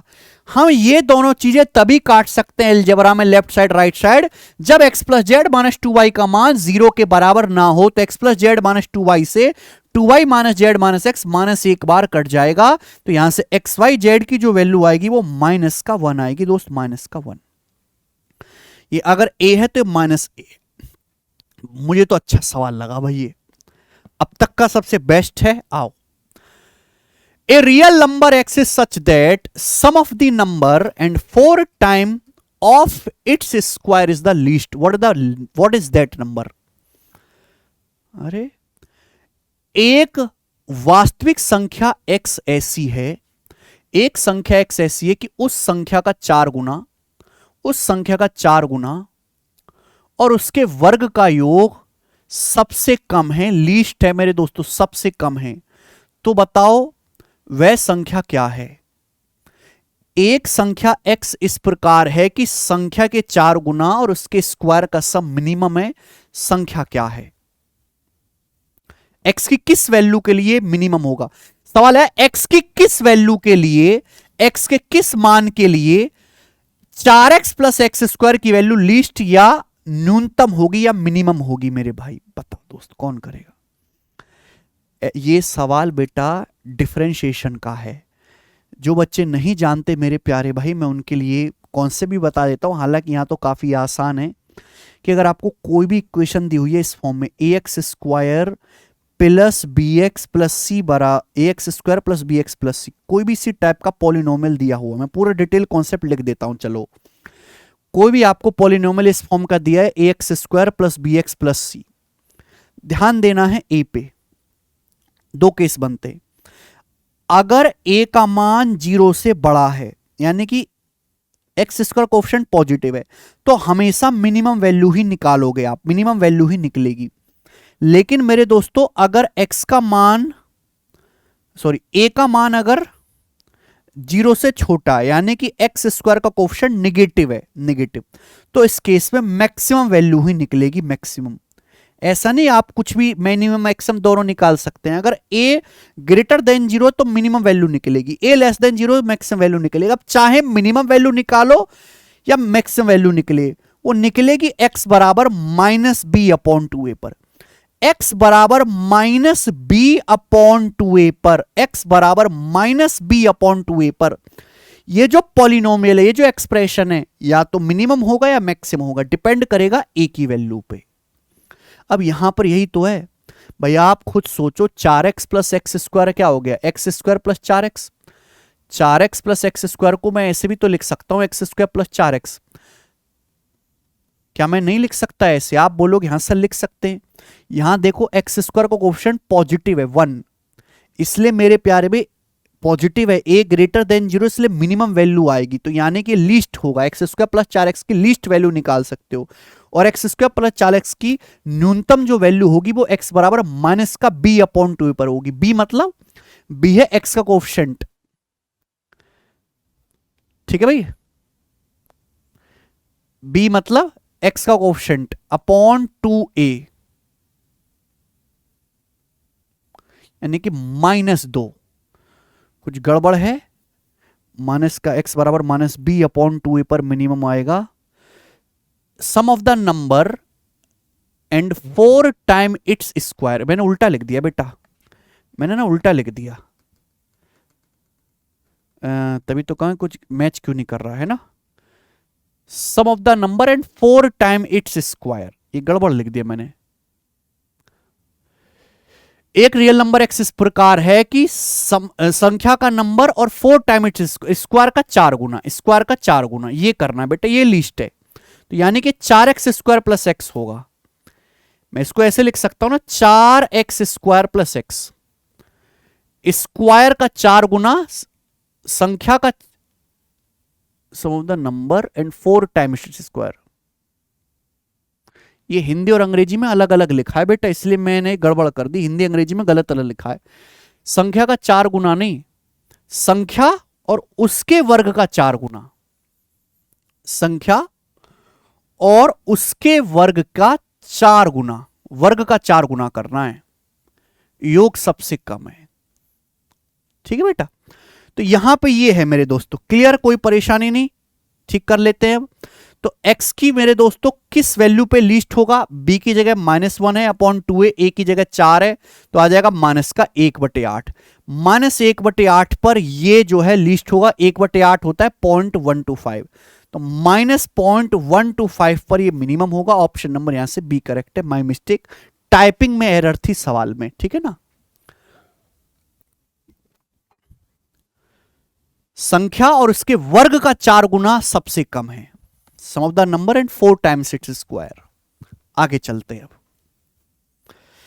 सवाल नंबर 15 था 16। एक समकोण त्रिभुज का आधार त्रिभुज की ऊंचाई का 4/3 गुना है। एक समकोण त्रिभुज का जो आधार है यानी कि बेस, वो ऊंचाई का 4/3 गुना है। त्रिभुज का एरिया 54 है, त्रिभुज का परिमाप क्या है। समकोण त्रिभुज है मेरे दोस्तों, ये मान लीजिए आधार, ऊंचाई का 4/3 गुना, यानी कि ऊंचाई का, अगर ऊंचाई 3 है, अगर समकोण त्रिभुज की ऊंचाई 3 है तो आधार 4 है, ये कहना चाह रहा है भाई। अगर मैं ऊंचाई को 3 मान लेता हूं तो आधार 4/3 गुना 4 है, तो ये 3 4 है, तो हाइपोटेनस कितना आ जाएगा 5, 3 4 5 बन गया। आपसे बोला परिमाप, त्रिभुज का परिमाप क्या आएगा बेटा, त्रिभुज का परिमाप होता है तीनों भुजाओं का योग, 3 4 7 5 12, परिमाप 12 आएगा। 12 का मल्टीपल आंसर आना चाहिए, वैसे 12 का मल्टीपल यही है, सी ऑप्शन, ये उत्तर होना चाहिए। सॉल्व करना चाहते, सवाल में दिया ट्राइंगल का एरिया। एरिया क्या होता है समकोण त्रिभुज का, देखिए एरिया होता है 1/2, 90 डिग्री बनाने वाली साइड की गुणा 1/2, 3 गुणा 4, ये होगा एरिया, यानी कि 12/2, 12/2 6, रेशियो के हिसाब से एरिया 6 है। और एक्चुअल में एरिया कितना है 54 सेंटीमीटर स्क्वायर, 54 सेंटीमीटर स्क्वायर, यानी कि एरिया 9 गुना हो रहा है, 9 गुना, एरिया 9 गुना हो रहा है, 9 टाइम्स। आपसे पूछा एक्सपेक्ट नहीं मानता हम, समझ आई बात। 3 4 5 समकोण त्रिभुज है मेरे दोस्तों और एरिया 54 है, तो 3 4 5 रेशियो के हिसाब से एरिया 6, 6 की वैल्यू 54 है, 9 गुना। आपसे पूछा परिमाप, ये देखो बेटा, एरिया नापते हैं सेंटीमीटर स्क्वायर में, पेरीमीटर नापते हैं सेंटीमीटर में। अगर एरिया 9 गुना हो रहा है पावर 2, परिमाप नापते सेंटीमीटर में, तो परिमाप 3 गुना होना चाहिए, यानी कि परिमाप जो होगा वो 12 का 3 गुना होगा, पेरीमीटर 36 सेंटीमीटर ट्राइंगल का, और ये इसका आंसर आएगा दोस्त सी ऑप्शन। गजब का सवाल है, आगे आइए। ट्राइंगल एबीसी में एंगल एबीसी 60 है, एडी हाइट है, तो इस तरीके से मैं ट्राइंगल बना लेता हूं, चुपके से ट्राइंगल बना लेंगे। एडी हाइट है तो मैं ऐसे बना लेता हूं, ए ऊपर, A B C, this is the गोरा गोरा ट्राइंगल। ये वाला एंगल एबीसी 60 डिग्री का है, ए बी 6 है, बीसी 8 है और एडी हाइट है, तो सामने वाले वर्टेक्स से मैं परपेंडिकुलर डालता हूं इस प्रकार से, तो दिस इज माई हाइट, ये एडी हाइट है। आपसे पूछा ट्राइंगल का एरिया क्या है, ट्राइंगल का एरिया आपसे पूछा, एरिया बताओ, ये 8 है, तो हाइट निकाल लो तो एरिया पता लग जाएगा। एक रास्ता और समझ में आ रहा है, ये तो सवाल बिल्कुल लीचड़ हो गया, कैसे भाई, मुझे हाइट की यहां जरूरत ही नहीं है, मुझे यहां पे हाइट की जरूरत ही नहीं है, I don't care about height, यहीं से एरिया निकल जाएगा। ए बी 6, बीसी 8 है, बीच का एंगल 60 डिग्री, अभी कौन से बताया। अगर किसी ट्राइंगल की 2 साइड दी हैं, बीच का एंगल दिया है, तो एरिया निकाल सकते हैं, ट्राइंगल का एरिया निकाल सकते हैं। 1/2 साइड की गुणा, साइड 6 8 है, बीच के एंगल का साइन, साइन 60 डिग्री, बीच के एंगल का साइन, साइन 60 डिग्री, साइन 60 कितना होता है √3/2, √3/2। आप बोलोगे हाँ जी सर, तो ये आ जाएगा 2 दूनी 4, 4 दूनी 8, यानी कि 6 दूनी 12√3, तो ट्राइंगल का एरिया 12√3 सेंटीमीटर स्क्वायर आ गया, 12√3 centimetre square, option number B. तो जरूरी की जो चीज सवाल में दी जाए हर एक हम उस चीज का इस्तेमाल करें, ऐसा कोनो जरूरी नहीं। आइए, यदि समीकरण के मूल बराबर है तो के का मान क्या है, देखो अगर किसी भी क्वाड्रेटिक इक्वेशन के रूट बराबर हैं, किसी भी द्विघात समीकरण के रूट बराबर हैं, तो तभी पॉसिबल है जब डिस्क्रिमिनेंट जीरो यानी कि बी स्क्वायर बराबर 4ac हो, बी स्क्वायर बराबर 4ac। ठीक है, ये सिंपल सा नियम है। एक्स स्क्वायर का कोएफिशिएंट ए होता है, एक्स का कोएफिशिएंट बी होता है, आपका कांस्टेंट होता है। तो बी की जगह क्या है, माइनस के माइनस टू, बी की जगह है माइनस के माइनस टू। अब मैं इसका स्क्वायर करूंगा मेरे दोस्तों, तो माइनस तो हट ही जाएगा, हट ही जाएगा, बोलो, बराबर 4ac। ए मतलब मेरे दोस्तों यहां पे एक्स स्क्वायर कोएफिशिएंट 1 है, सी कितना है के प्लस 1, ये आ गया के प्लस 1, यानी कि के माइनस टू स्क्वायर बराबर 4k प्लस 1, 4 इंटू के प्लस 1, ये आ गया। यहां से मुझे के का मान निकालना है, मैं सॉल्व भी कर सकता हूं और बेस्ट में ऑप्शन से कर लूं। 0 4, 0 रखूंगा तो 2 का स्क्वायर 4 बराबर 4 सेटिस्फाई होगा, 4 रखूंगा तो सेटिस्फाई नहीं होगा। 0 और 8 पे सेटिस्फाई हो रहा है।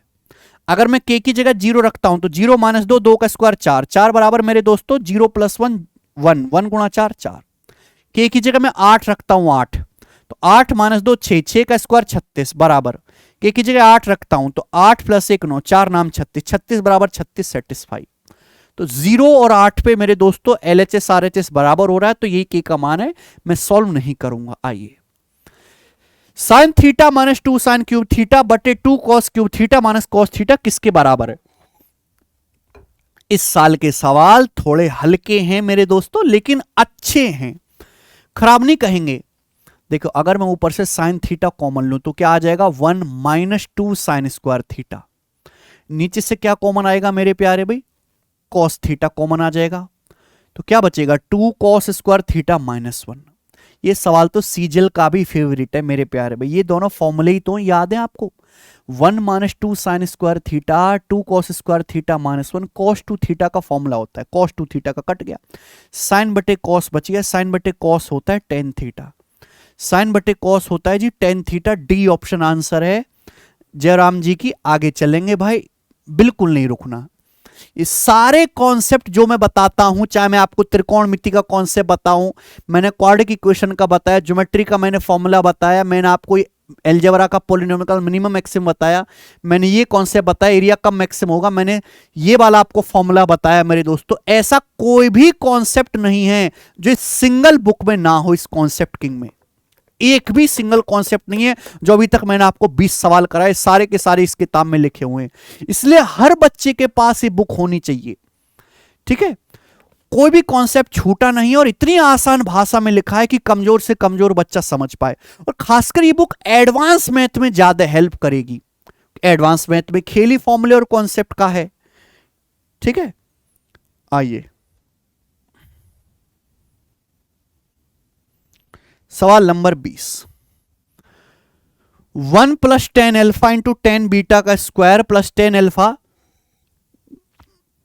माइनस 10 बीटा का स्क्वायर किसके बराबर है?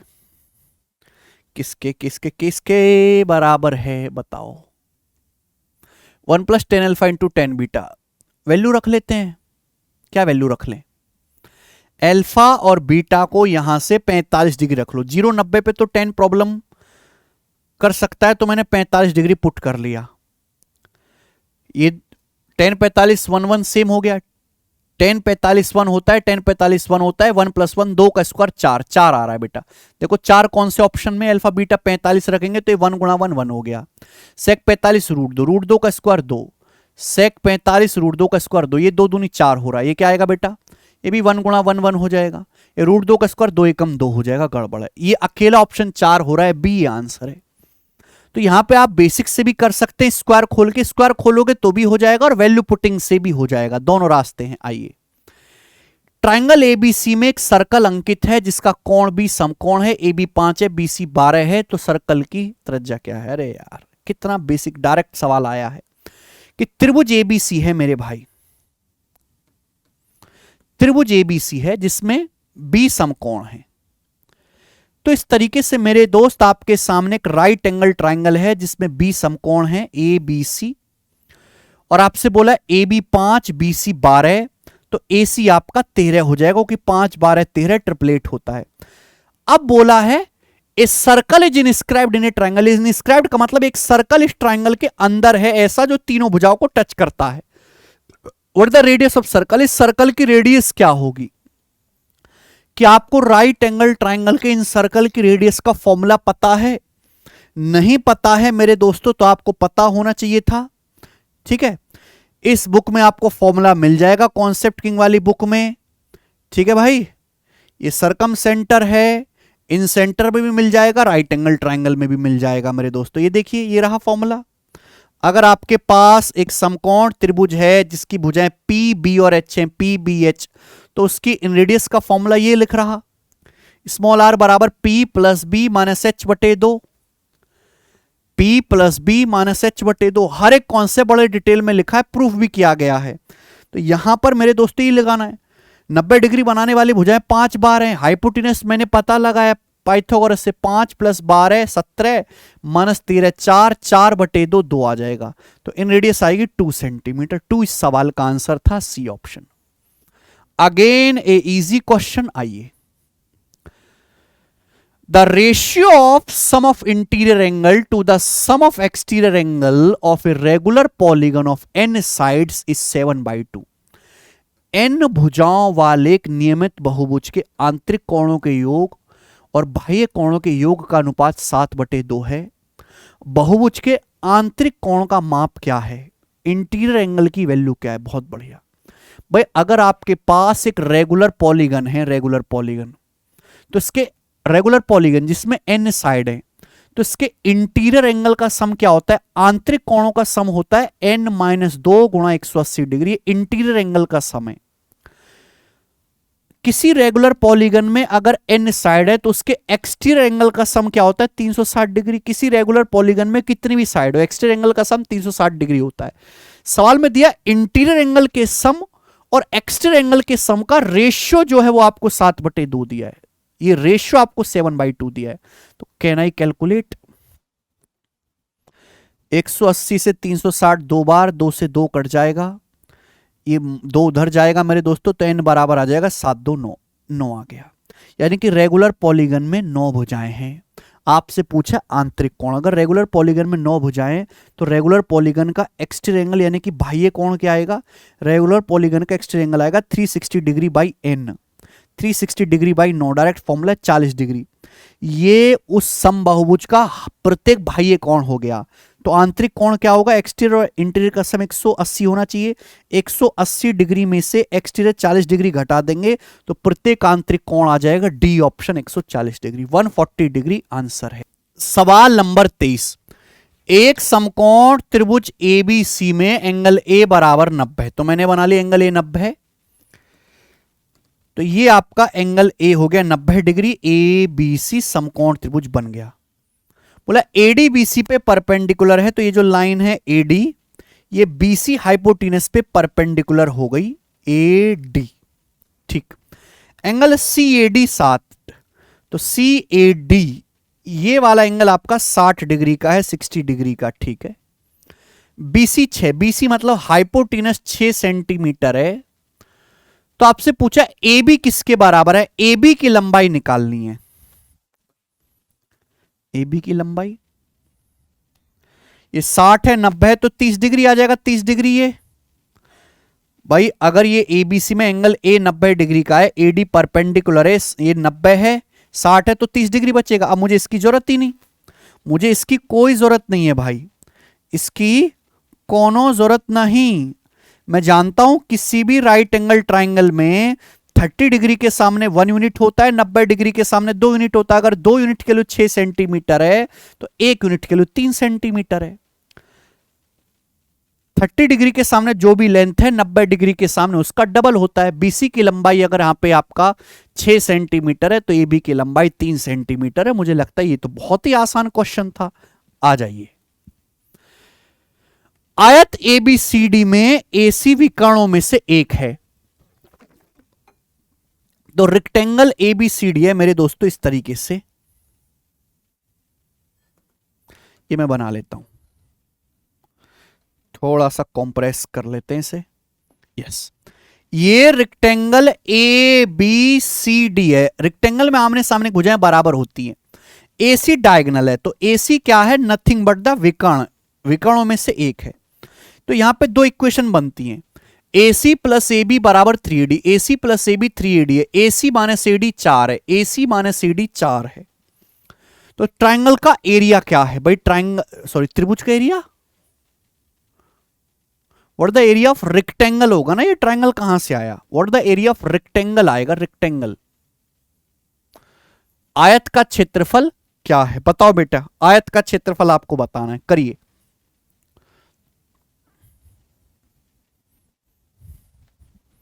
What is the area of आयत, करो। तो आयत ABCD में AC आपका विकर्ण है, AC प्लस AB, यानी कि AC और AB को अगर मैं जोड़ दूं तो AD का 3 गुना आएगा, है भाई, और AC और AD का डिफरेंस 4 है। तो बताओ आयत का क्षेत्रफल क्या है, टें टें टें टें टें, गैस करना पड़ेगा ट्रिपलेट।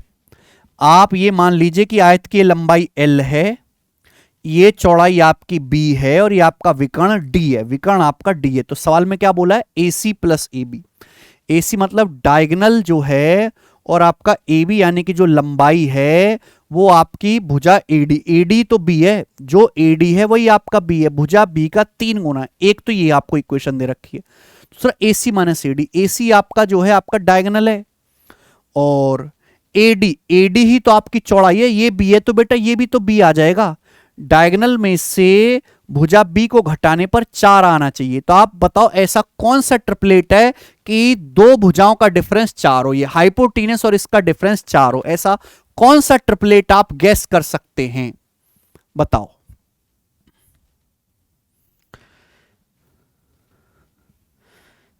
तीन चार पांच सबसे छोटा ट्रिपलेट लेते हैं, लेकिन 3 4 5 के हिसाब से होगा नहीं, आंसर इसके नजदीक है। तो 5 12 13, 5 12 13 से एरिया 60 आएगा, फिर 8 15 17 से एरिया बड़ा आएगा, क्योंकि एरिया होता है लंबाई गुणा चौड़ाई।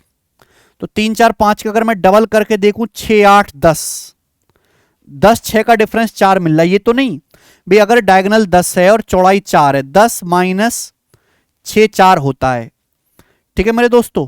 तो अगर मैंने डायगोनल 10 माना है, चौड़ाई को मैंने यहां पे 6 माना है, तो लंबाई कितनी आ जाएगी 8, और 10 प्लस 8 18 बराबर 3 जिंग 18, सेटिस्फाई, संतुष्ट। अरे वाह, ये तो मजा आ गया भाई हमको। यानी कि मेरे प्यार भी 3 4 5 का दुगुना 6 8 10, यहां पे ट्रिपलेट लग रहा है 6 8 10, ये लंबाई है, सॉरी है मेरे दोस्तों, ये लंबाई है, ये चौड़ाई है, और ये आपका डायगोनल है, और एरिया होता है लंबाई गुणा चौड़ाई, 6 48 48 स्क्वायर यूनिट आंसर है। हम बैच में भी सवाल कराते हैं ऐसा, जो हमसे पढ़े एप्लीकेशन पर वो बच्चे जानते होंगे इस सवाल को कैसे करना है, ट्रिपलेट के गैस करके ही कर सकते हो, अदरवाइज आपको दोनों इक्वेशन सॉल्व करनी पड़ेंगी, और दोनों इक्वेशन सॉल्व करने में टाइम लगेगा। चूंकि आंसर इंटीजर है तो इसलिए ट्रिपलेट लगेगा ही लगेगा, ठीक है। देख लीजिए मेरे प्यारे भाई, ठीक है, आइए। कंसीडर द फॉलोइंग स्टेटमेंट, इन कथनों पर विचार करो, विचार कर लो भाई कथनों पे। tan 50 degree minus cot 50 degree is positive, cot 25 degree minus tan 25 degree is negative, which of the statement is correct. देखो भाई, आपने tan की टेबल पढ़ी है, जैसे जैसे हम 0 डिग्री से 90 डिग्री की तरफ जाते हैं तो tan का मान क्या होता है, tan का मान क्या होता है, tan 0 0, फिर tan 30 1/√3, फिर tan 45 1, tan 60 √3 और tan 90 अनडिफाइंड, यानी कि tan का मान बढ़ता है।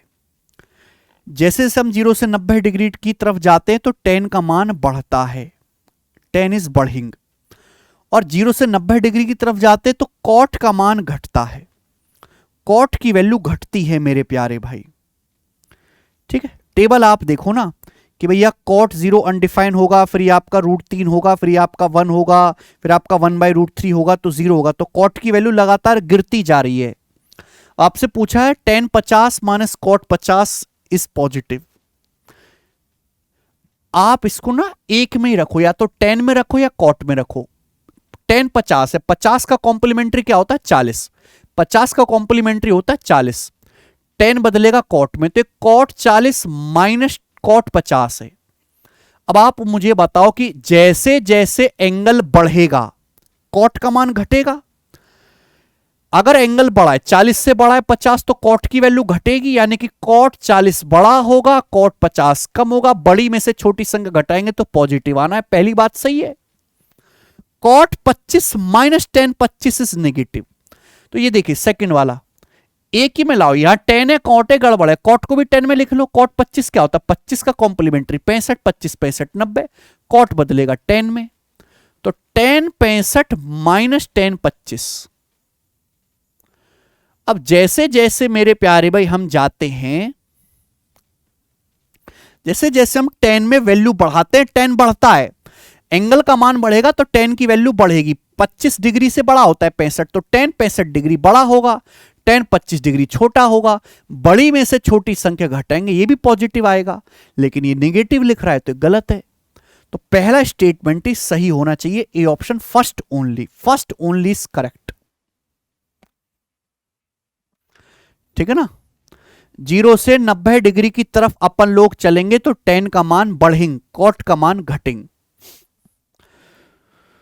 तो एंगल अगर बड़ा है तो कॉट की वैल्यू छोटी हो जाएगी, अगर एंगल बड़ा है तो 10 का मान बढ़ जाएगा। तो ये दोनों ही पॉजिटिव आएंगे भाई। अच्छा सवाल बनाया ये।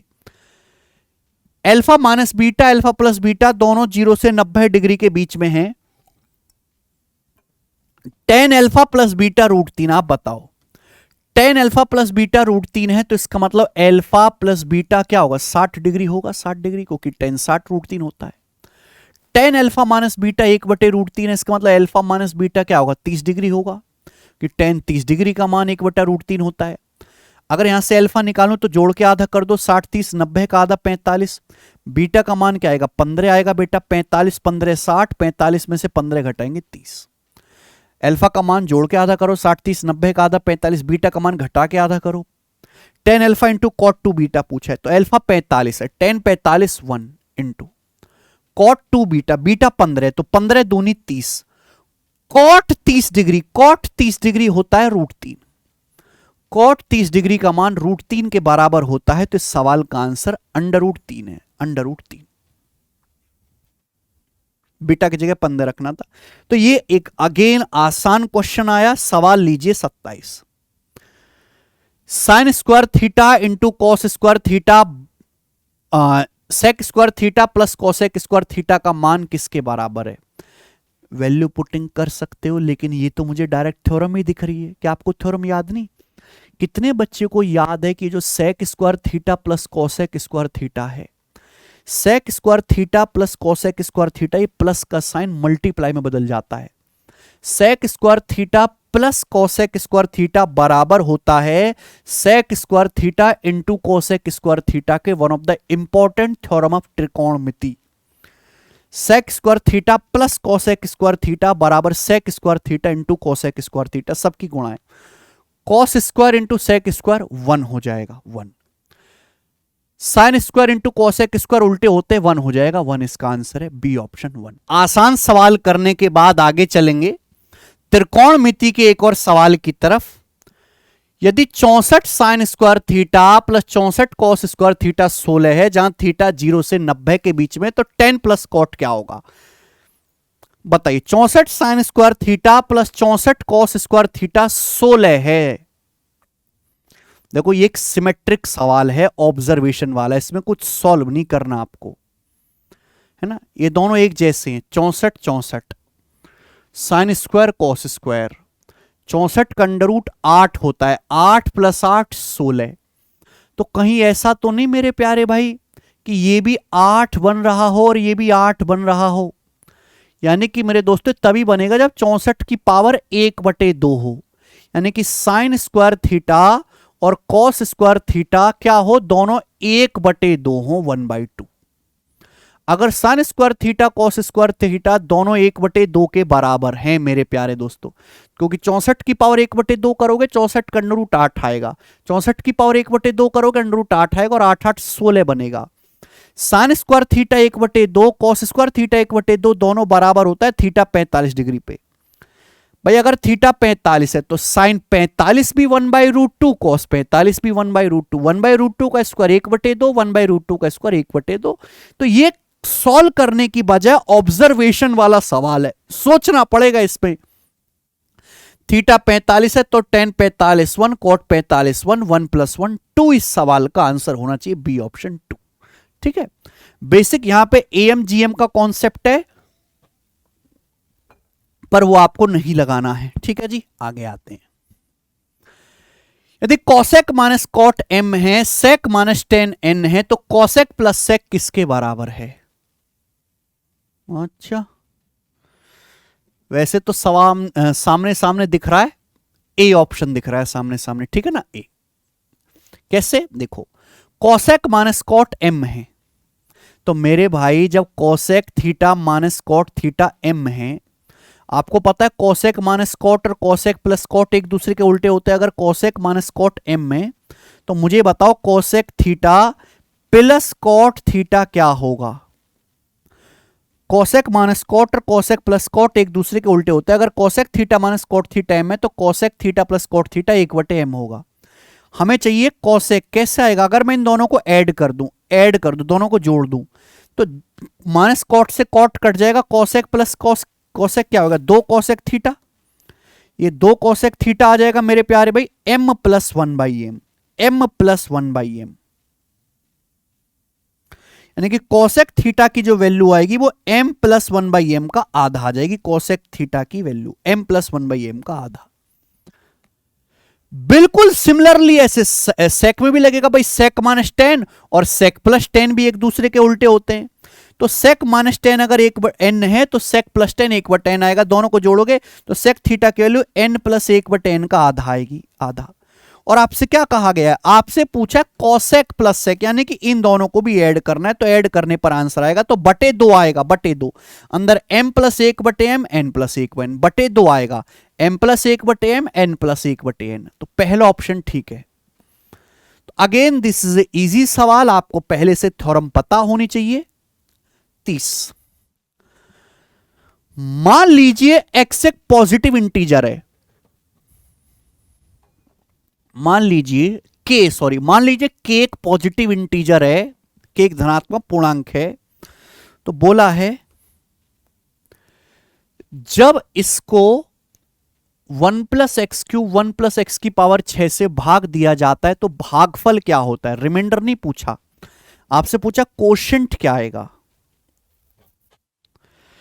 k एक पॉजिटिव इंटीजर है, तो इसको 1 + x³ 1 + x⁻6 से डिवाइड करने पर क्या भागफल बचेगा? आप सोचो ये क्या है बेटा? 8k + 3, 8k + 6, 8k + 9, 8k + 12। तो x⁻8k + 3 कॉमन नहीं आ जाएगा क्या? यहां से 8k + 3 कॉमन आ जाएगा भाई, ये 3 पावर बढ़ जाती, 3 में 6, फिर 9 हो गया, फिर पावर हो गया 12। तो अगर मैं x⁻8k + 3 कॉमन ले लूं तो यहां से 1 बचेगा, यहां x⁻8k + 6 3 फालतू है, 1 + x³ बचेगा, यहां से क्या बचेगा? और 8k + 9 में से 8k + 3 कॉमन ले लिया तो x⁻6 बचेगा, यहां से x⁻9 बचेगा, तो कॉमन ले लिया मेरे प्यारे भाई। बस हो गया सवाल सोल्व। जो आप कह रहे हो वही तो ये है, जो आप कह रहे हो वही तो ये है मेरे प्यारे भाई। ये 1 + x³ × 1 + x⁻6 क्या है? 1 + x³ × 1 + x⁻6 का मतलब है, अगर आप इनकी मल्टीप्लाई करें, 1 की 1 में 1 आएगा, 1 की x⁻6 में गुणा करेंगे x⁻6 आएगा, x³ की 1 में गुणा करेंगे x³ आएगा, और x³ की x⁻6 में गुणा करेंगे x⁻9 आएगा। यही तो है, आपके सामने पॉलिनोमियल है, पॉलिनोमियल, ठीक है बेटा, ये पॉलिनोमियल है, ये एक आपके सामने मेरे दोस्तों है। अगर मैं इसको इसी से भाग दूंगा, 1 + x³ + x⁻6 + x⁻9, इसी से भाग दूंगा तो ये तो कट जाएगा, तो ये बच जाएगा मेरे दोस्तों। भागफल क्या बच जाएगा? x⁻8k + 3 बच जाएगा। ये आंसर है डी ऑप्शन। आसान था ये वाला, ठीक है ना भाई? पर इनकी गुणा करने पर यही तो आ रहा है, बोलो। अब अगर मैं इसको मेरे दोस्तों इसी से भाग दे दूंगा, 1 + x⁻6 + x³ + x⁻9 से, तो ये तो कट जाएगा, ये बचेगा भागफल x⁻8k + 3। खत्म सवाल। आइए, 14 सेंटीमीटर भुजा वाले वर्ग के अंदर एक वर्ग इस प्रकार खींचा जाता है। A square is drawn black colour में बनाते हैं।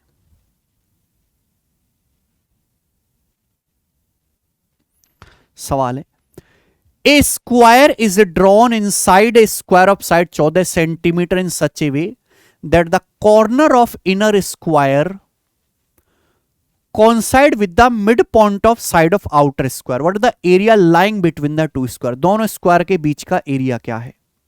देखिए भाई, हमारे पास एक स्क्वायर है जिसकी भुजा 14 सेंटीमीटर है, स्क्वायर है 14 सेंटीमीटर, 14 सेंटीमीटर, ठीक है।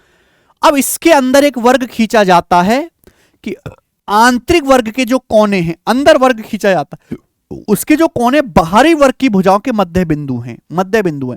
यानी कि ये जो स्क्वायर है इसकी चारों साइड के, ये जो स्क्वायर है इसकी चारों साइड के मिड पॉइंट को मिलाकर चारों भुजाओं के मध्य बिंदुओं को मिलाया जाता है, चारों साइड के मिड पॉइंट को, तब जाके मेरे दोस्तों एक और स्क्वायर बनता है, एक और स्क्वायर, इस तरीके से।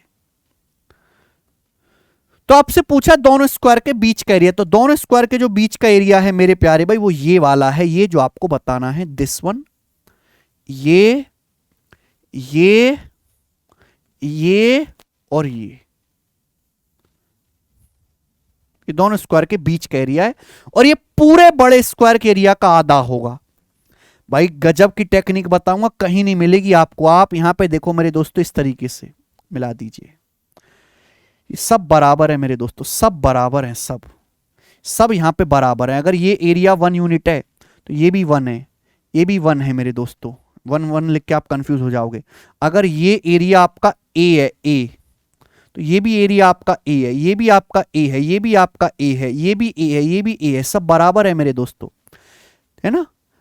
यानी कि मेरे दोस्तों पूरे स्क्वायर का एरिया क्या है? अगर स्क्वायर की साइड 14 है तो आउटर स्क्वायर का एरिया क्या है? 14 का स्क्वायर 196। पूरे बड़े स्क्वायर का एरिया है। पूरे बड़े स्क्वायर में 8 ट्राइंगल है, 1 2 3 4 5 6 7 8, 8 ट्राइंगल है।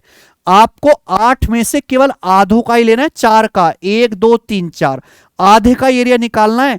तो एरिया क्या है? 196 का आधा, 98। आंसर पहला ऑप्शन 98 जी। अब करेंगे सवाल नंबर आपके सामने अगला 32वां। बताइए, ए कोन, एक hemisphere, a cylinder stand on equal base of radius R and have the same height. भाई कहा गया एक कोन है, एक हेमीस्फेयर है, सिलेंडर है, वो इक्वल बेस पर खड़े हैं जिसकी रेडियस आर है, एंड हैव सेम हाइट, तीनों की हाइट भी सेम है, बेस की रेडियस सेम है और हाइट सेम है, ठीक है। If the sum of volume of cone comma hemisphere and cylinder is equal to volume of sphere of radius R, तीनों के वॉल्यूम का जो सम है वो एक स्फीयर के वॉल्यूम के बराबर है जिसकी रेडियस कैपिटल आर है। तो आपसे पूछा कैपिटल आर क्यूब बटे स्मॉल आर क्यूब इक्वल क्या होगा। तो बहुत बेसिक सवाल है। आप देखो कि जैसे भाई एक हेमीस्फेयर है, ये हेमीस्फेयर है, अब एक कोन भी है और मेरे दोस्तों एक सिलेंडर भी है। इस तरीके से ये तीनों सेम बेस पर खड़े हैं जिसकी रेडियस आर है और इनकी हाइट भी सेम है। एक बार बताओ बेटा, हेमीस्फीयर की हाइट भी तो रेडियस ही होती है, रेडियस ही है ना भाई। ये भी हेमीस्फीयर की रेडियस है स्मॉल आर, ये भी हेमीस्फीयर की रेडियस है स्मॉल आर, यानी कि कोन की रेडियस भी स्मॉल आर है, कोन की हाइट भी स्मॉल आर है, सिलेंडर की हाइट भी स्मॉल आर है। अब तीनों के वॉल्यूम का सम क्या होगा बेटा? कोन का वॉल्यूम होता है 1/3 pi r square h, r square h. अब यहां पे एच भी आर ही हो गया, तो आर स्क्वायर गुणा आर, आर क्यूब आ गया, प्लस उसके बाद हेमीस्फीयर, हेमीस्फीयर का वॉल्यूम होता है 2/3 पाई आर क्यूब, ये आ गया। उसका सिलेंडर का वॉल्यूम होता है पाई आर स्क्वायर एच, तो पाई आर स्क्वायर, एच भी आर है तो पाई आर क्यूब हो गया, है ना। ये हेमीस्फीयर की वजह से सारा बवाल हुआ है, क्योंकि हेमीस्फीयर की रेडियस स्मॉल आर है तो ये हाइट भी स्मॉल आर होगी और सिलेंडर कोन की हाइट भी स्मॉल आर हो जाएगी। अब इन तीनों के वॉल्यूम का सम किसके बराबर है? इन तीनों के वॉल्यूम का योग एक स्फीयर के बराबर है मेरे प्यारे, स्फीयर के वॉल्यूम के बराबर है जिसकी रेडियस कैपिटल आर है। तो स्फीयर का वॉल्यूम आ जाएगा 4/3 पाई कैपिटल आर क्यूब। बस हमें यहां से कैलकुलेशन करनी और कुछ भी नहीं करना, पाई तो हट ही जाएगा, तो पाई मुझे लिखने की जरूरत है नहीं। 1/3 में 2/3 जोड़ेंगे तो मेरे प्यारे भाई ये आपका 1 आ जाएगा, 1 में 1 जोड़ेंगे तो 2 आ जाएगा, तो 2 आर क्यूब हो गया बराबर, ठीक है जी, बराबर 4/3 4/3 कैपिटल आर क्यूब, ठीक है, आप बोलोगे हाँ जी सर। आपसे पूछा कैपिटल आर क्यूब बटे small R cube, small R cube को उधर ले जाते इधर आएगा मेरे दो, 2 से 4 2 बार कट जाएगा, 3 ऊपर 2 नीचे, 3/2 आ गया मेरे दोस्तों कैपिटल आर क्यूब बटे स्मॉल आर क्यूब की वैल्यू। और कैपिटल आर क्यूब बटे स्मॉल आर क्यूब 3/2 है, 3/2 मतलब 1.5। इस सवाल का आंसर है बी ऑप्शन। ठीक है, तो अगेन एक इजी क्वेश्चन था मेरे प्यारे भाई। आइए सवाल नंबर 33 यूपीएससी सीडीएस 2 2024 में 3 identical cones each with base radius 3 centimeter are placed on their bases that each is touching the other two। भाई 3 एक जैसे कोन है, 3 जो है शंकु हैं, 3 समान शंकु हैं 3 सेंटीमीटर आधार त्रिज्या वाले, उनके आधारों पर रखे गए हैं। और मेरे दोस्तों शंकु का आधार क्या होता है? सर्कल होता है। हर एक सर्कल दूसरे सर्कल को अदर दो सर्कल को छू रहा है, टच कर रहा है। एक और एकमात्र वृत्त होगा जो शंकु के प्रत्येक शीर्ष से होकर गुजरेगा। वृत्त का क्षेत्रफल कितना है? गजब का सवाल है बेटा। आंख बंद करके सोचो कि 3 कोण है, तीनों इक्वल कोण हैं, तीनों के बेस की रेडियस 3-3 सेंटीमीटर है और वो अपने बेस पर रखे हुए हैं। कोण का बेस क्या होता है? सर्कल, सर्कल पर रखे हुए हैं और इस तरीके से रखे जाते हैं मेरे प्यारे भाई कि ईच सर्कल जो है अदर दो सर्कल को टच करता है मेरे प्यारे दोस्तों। क्लियर है? आप बोलोगे हाँ जी सर बिल्कुल सही, यानी कि इस तरीके से होगा। कोण के जो तीनों बेस हैं वो इस तरीके से होंगे, सर्कुलर बेस। अगर आप यहां पे देखो हर एक सर्कल बाकी दो को टच कर रहे, वाला सर्कल देखो इन दो को यहां और यहां पर टच कर रहा है मेरे प्यारे भाई। समझ आ रही है बात? आप बोलोगे हाँ जी सर समझ आ रही है। तो सवाल में बोला है there will be one and only circle, केवल एक ही सर्कल होगा जो हर कोण के वर्टेक्स से होकर गुजरता है। उस सर्कल का एरिया क्या होगा? यह सवाल में जबरदस्ती आपको कंफ्यूज करने की कोशिश की गई है। देखिए जब आप कोण बनाते तो कोण का बेस जो वो सर्कल होता है, ये कोण का मेरे दोस्तों क्या होता है? ये कोण, इसको हम बोलते हैं कोण का वर्टेक्स या एपेक्स। कोण का बेस सर्कल है, सर्कल का सेंटर है ये, तो मेरे दोस्तों इस सेंटर से बिल्कुल सीधी रेखा में होगा कि नहीं होगा मेरे प्यारे भाई? तो एक सर्कल ऐसा है जो तीनों कोण के वर्टेक्स से गुजरता है। तीनों कोण के वर्टेक्स से गुजरने का मतलब है मेरे प्यारे भाई, अगर मैं नीचे की तरफ देखूं तो मैं ये कह सकता हूं कि एक सर्कल ऐसा होगा जो इन तीनों सर्कल के सेंटर से होकर गुजरेगा इस तरीके से, जो तीनों सर्कल के सेंटर से होकर गुजरेगा इस तरीके से, क्योंकि इन्हीं के सेंटर्स पे आपका कोण के वर्टेक्स आएंगे मेरे दोस्तों। और मुझे यही निकालना है, मुझे यही निकालना है सर्कल का एरिया क्या होगा, मुझे सर्कल का एरिया निकालना है। तो जब भी ऐसा सवाल आए मेरे दोस्तों आपको पता होना चाहिए कि आप इनको मिला दो, इन तीनों सर्कल के सेंटर्स को मिला दीजिए। जैसे आप तीनों सर्कल के सेंटर्स को मिलाएंगे ये क्या बन जाएगा? ये इक्विलेटरल ट्रायंगल बन जाएगा, एक समबाहु त्रिभुज बन जाएगा। भाई मैंने मान लिया कि इन तीनों सर्कल के सेंटर एबीसी है, अगर इनके सेंटर एबीसी है तो रेडियस कितनी होगी? 3। भाई ये रेडियस भी 3 होगी, ये रेडियस भी 3 होगी, ये भी रेडियस 3 होगी, ये भी रेडियस 3 होगी, इसकी भी रेडियस 3 होगी, इसकी भी रेडियस 3 होगी। यानी कि एक समबाहु त्रिभुज बन गया जिसकी भुजा 6 3 3 6 6 6 है। और ये जो ब्लू सर्कल जिसके बारे में सवाल बात कर रहा है ये इस इक्विलेटरल ट्रायंगल का सरकम सर्कल है, परिवृत्त है, सरकम सर्कल है, परिवृत्त। और सरकम सर्कल की रेडियस का फॉर्मूला होता है बेटा a/√3। अगर मेरे भाई यहां से इक्विलेटरल ट्रायंगल की साइड 6 है तो इसका ये जो सरकम सर्कल है, ब्लू जो है परिवृत्त है, इसकी रेडियस क्या आएगी? 6/√3 यानी कि 2√3 आ जाएगा, 2√3 सरकम सर्कल की रेडियस आ गई। काफी अच्छा सवाल है, ठीक है ना। ये सर्कल वैसे मेरे दोस्तों कोण के वर्टेक्स पे खींचना है, पर ये इसी तरीके से होगा, सर्कल जाएगा तो सेंटर से ही। तो 2√3 आ गया। आपसे पूछा सर्कल का एरिया, सर्कल का एरिया हो जाएगा जी πr²। 2√3 का स्क्वायर हो जाएगा जी 4×3 12 पाई। तो 12 पाई सवाल का आंसर था डी ऑप्शन। और one of the classical question है दोस्ती, बेहतरीन लेवल का सवाल। ठीक है, आ जाइए अगला। अब यहां से 33 हम कर चुके हैं।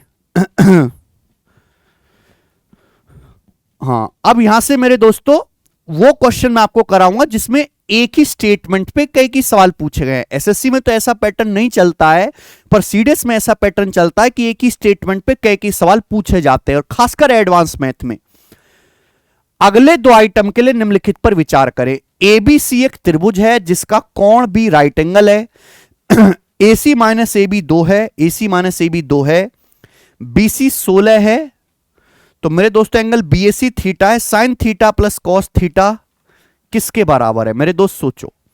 तो आप यहां पे सबसे पहले एक त्रिभुज बना लीजिए, आप यहां पर सबसे पहले एक राइट एंगल ट्रायंगल बना लीजिए, समकोण त्रिभुज, जिसमें साफ साफ कहा गया है कि भाई साहब ABC एक समकोण त्रिभुज है जिसमें आपका ये बना लेते हैं, कोण भी समकोण है, ABC राइट एंगल ट्रायंगल है, एंगल B मेरे दोस्तों आपका राइट एंगल है।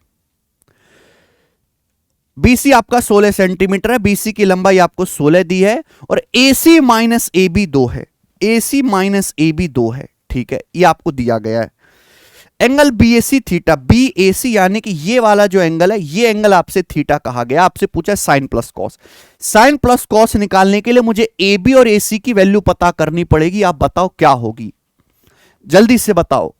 देखो दो रास्ते, या तो आप पाइथागोरस मान के करो कि AC माइनस AB 2 है, यानी कि अगर मैं AB को 2 मान लेता हूं तो AC क्या हो जाएगा, x प्लस 2 हो जाएगा। पाइथागोरस थ्योरम लगा के निकालो, वो तो बेकार मेथड है। आप सीधा ट्रिपलेट गैस करो, 16 का कोई ट्रिपलेट आप जानते हो, 16 का कोई ट्रिपलेट जिसमें 16 आता हो, है ना, और दो भुजाओं का अंतर 2 सेंटीमीटर हो, तो इस 16 का ट्रिपलेट तो वैसे 12 16 20 भी होता है, लेकिन वहां 2 नहीं आएगा। 16 63 65 ट्रिपलेट है, याद होना चाहिए बेटा, 16 63 65, एक भुजा 16 है, और आप 65 में से 63 घटाओगे तो 2 सेंटीमीटर आ रहा है, 2 सेटिस्फाई हो रहा है, यानी कि यही एक यहां पे ट्रिपलेट लग सकता है कि हाइपोटेनस आपका 65 हो, क्योंकि हाइपोटेनस सबसे बड़ा होना चाहिए और ये आपका 63 हो। तो हिट एंड ट्रायल से ही करना बेस्ट है, एक्स मान के नहीं करना है। ये आप तभी सोच पाओगे जब आपको ट्रिपलेट बहुत अच्छी तरीके से याद होंगे। सवाल खत्म हो गया। साइन थीटा बराबर लंब बटे कर्ण, यानी कि 16 बटे 65, कॉस थीटा बराबर आधार बटे कर्ण, यानी कि बेस बटे हाइपोटेनस, थीटा के लिए बेस 63 है, हाइपोटेनस 65 है। तो ये कितना आ जाएगा, ये आ जाएगा बेटा 79/65। डी ऑप्शन इस सवाल का आंसर है, 6 3 6 7, 79/65। ठीक है, ये कोई नया सवाल नहीं है, ऐसे सवाल एसएससी में भी आ रखे हैं ऑलरेडी। ठीक है जी, आगे एक काम करता हूं मैं, इसको यहां हटा के अगला स्टेटमेंट का सवाल यहीं लगा देता हूं मैं। ये मैंने आपको 34वां करवा दिया इस स्टेटमेंट पे सवाल। अब हम कर लेते हैं यहां पर 35। ये बताइए, हाँ जी, सबको सवाल तो दिखाई दे रहा है। यदि BD भुजा AC पर लंब है तो BD की लंबाई क्या होगी। BD जो है पॉइंट B जो है 90 डिग्री है, तो यानी कि 90 डिग्री वर्टेक्स से हाइपोटेनस पे परपेंडिकुलर डाला गया है ये BD। BD भुजा AC पर परपेंडिकुलर है तो BD की लंबाई क्या होगी, डायरेक्ट थ्योरम है। अगर किसी भी राइट एंगल ट्राइंगल में 90 डिग्री वर्टेक्स से कर्ण पर लंब डालते हैं, या फिर इसे कहें हाइपोटेनस की हाइट है, ये कर्ण की ऊंचाई है, हाइपोटेनस पर हाइट है, तो क्या होता है बेटा, 90 डिग्री बनाने वाली साइड की गुणा 90 डिग्री बनाने वाली साइड 16 63 है, 16 गुणा 63 बटे 65, 16 गुणा 63 बटे 65 सेंटीमीटर, ये डायरेक्ट होता है मेरे प्यारे भाई 16 गुणा 63 बटे 65, जो कि कितना आएगा है भाई 900, नीचे तो 65 आएगा, और 960 और 48, यानी कि 1008 बटे 65। पहला ऑप्शन इस सवाल का आंसर है ए। क्लियर है। अगेन ये भी बहुत इजी क्वेश्चन है। आइए, हो गया, आप बोलोगे हां जी सर बिल्कुल सही हो गया, कोई दिक्कत नहीं है। आगे आ जाते हैं। अब अगला सवाल नंबर है 36। ठीक है ना। अगले 3 आइटम के लिए निम्नलिखित पर विचार करो, यानी कि एक स्टेटमेंट पर, इसी एक स्टेटमेंट पर 3 सवाल बनाए गए हैं, 36 37 और 38। ठीक है, देखते हैं मेरे प्यारे भाई। बोला ABCB एक ट्राइंगल है जो कि राइट एंगल है B पर। तो हम बना लेते हैं ABC एक समकोण त्रिभुज है जो B पर राइट एंगल है, साइड BC पर पॉइंट P है कि BP बराबर PC, यानी कि P मिड पॉइंट हो गया। AB 10 है, एंगल BAP 45 है, CAP थीटा है। अच्छा, तो मेरे दोस्तों मैंने इस तरीके से बना लिया, एक समकोण त्रिभुज आपको बनाना है यहां पर, समकोण त्रिभुज।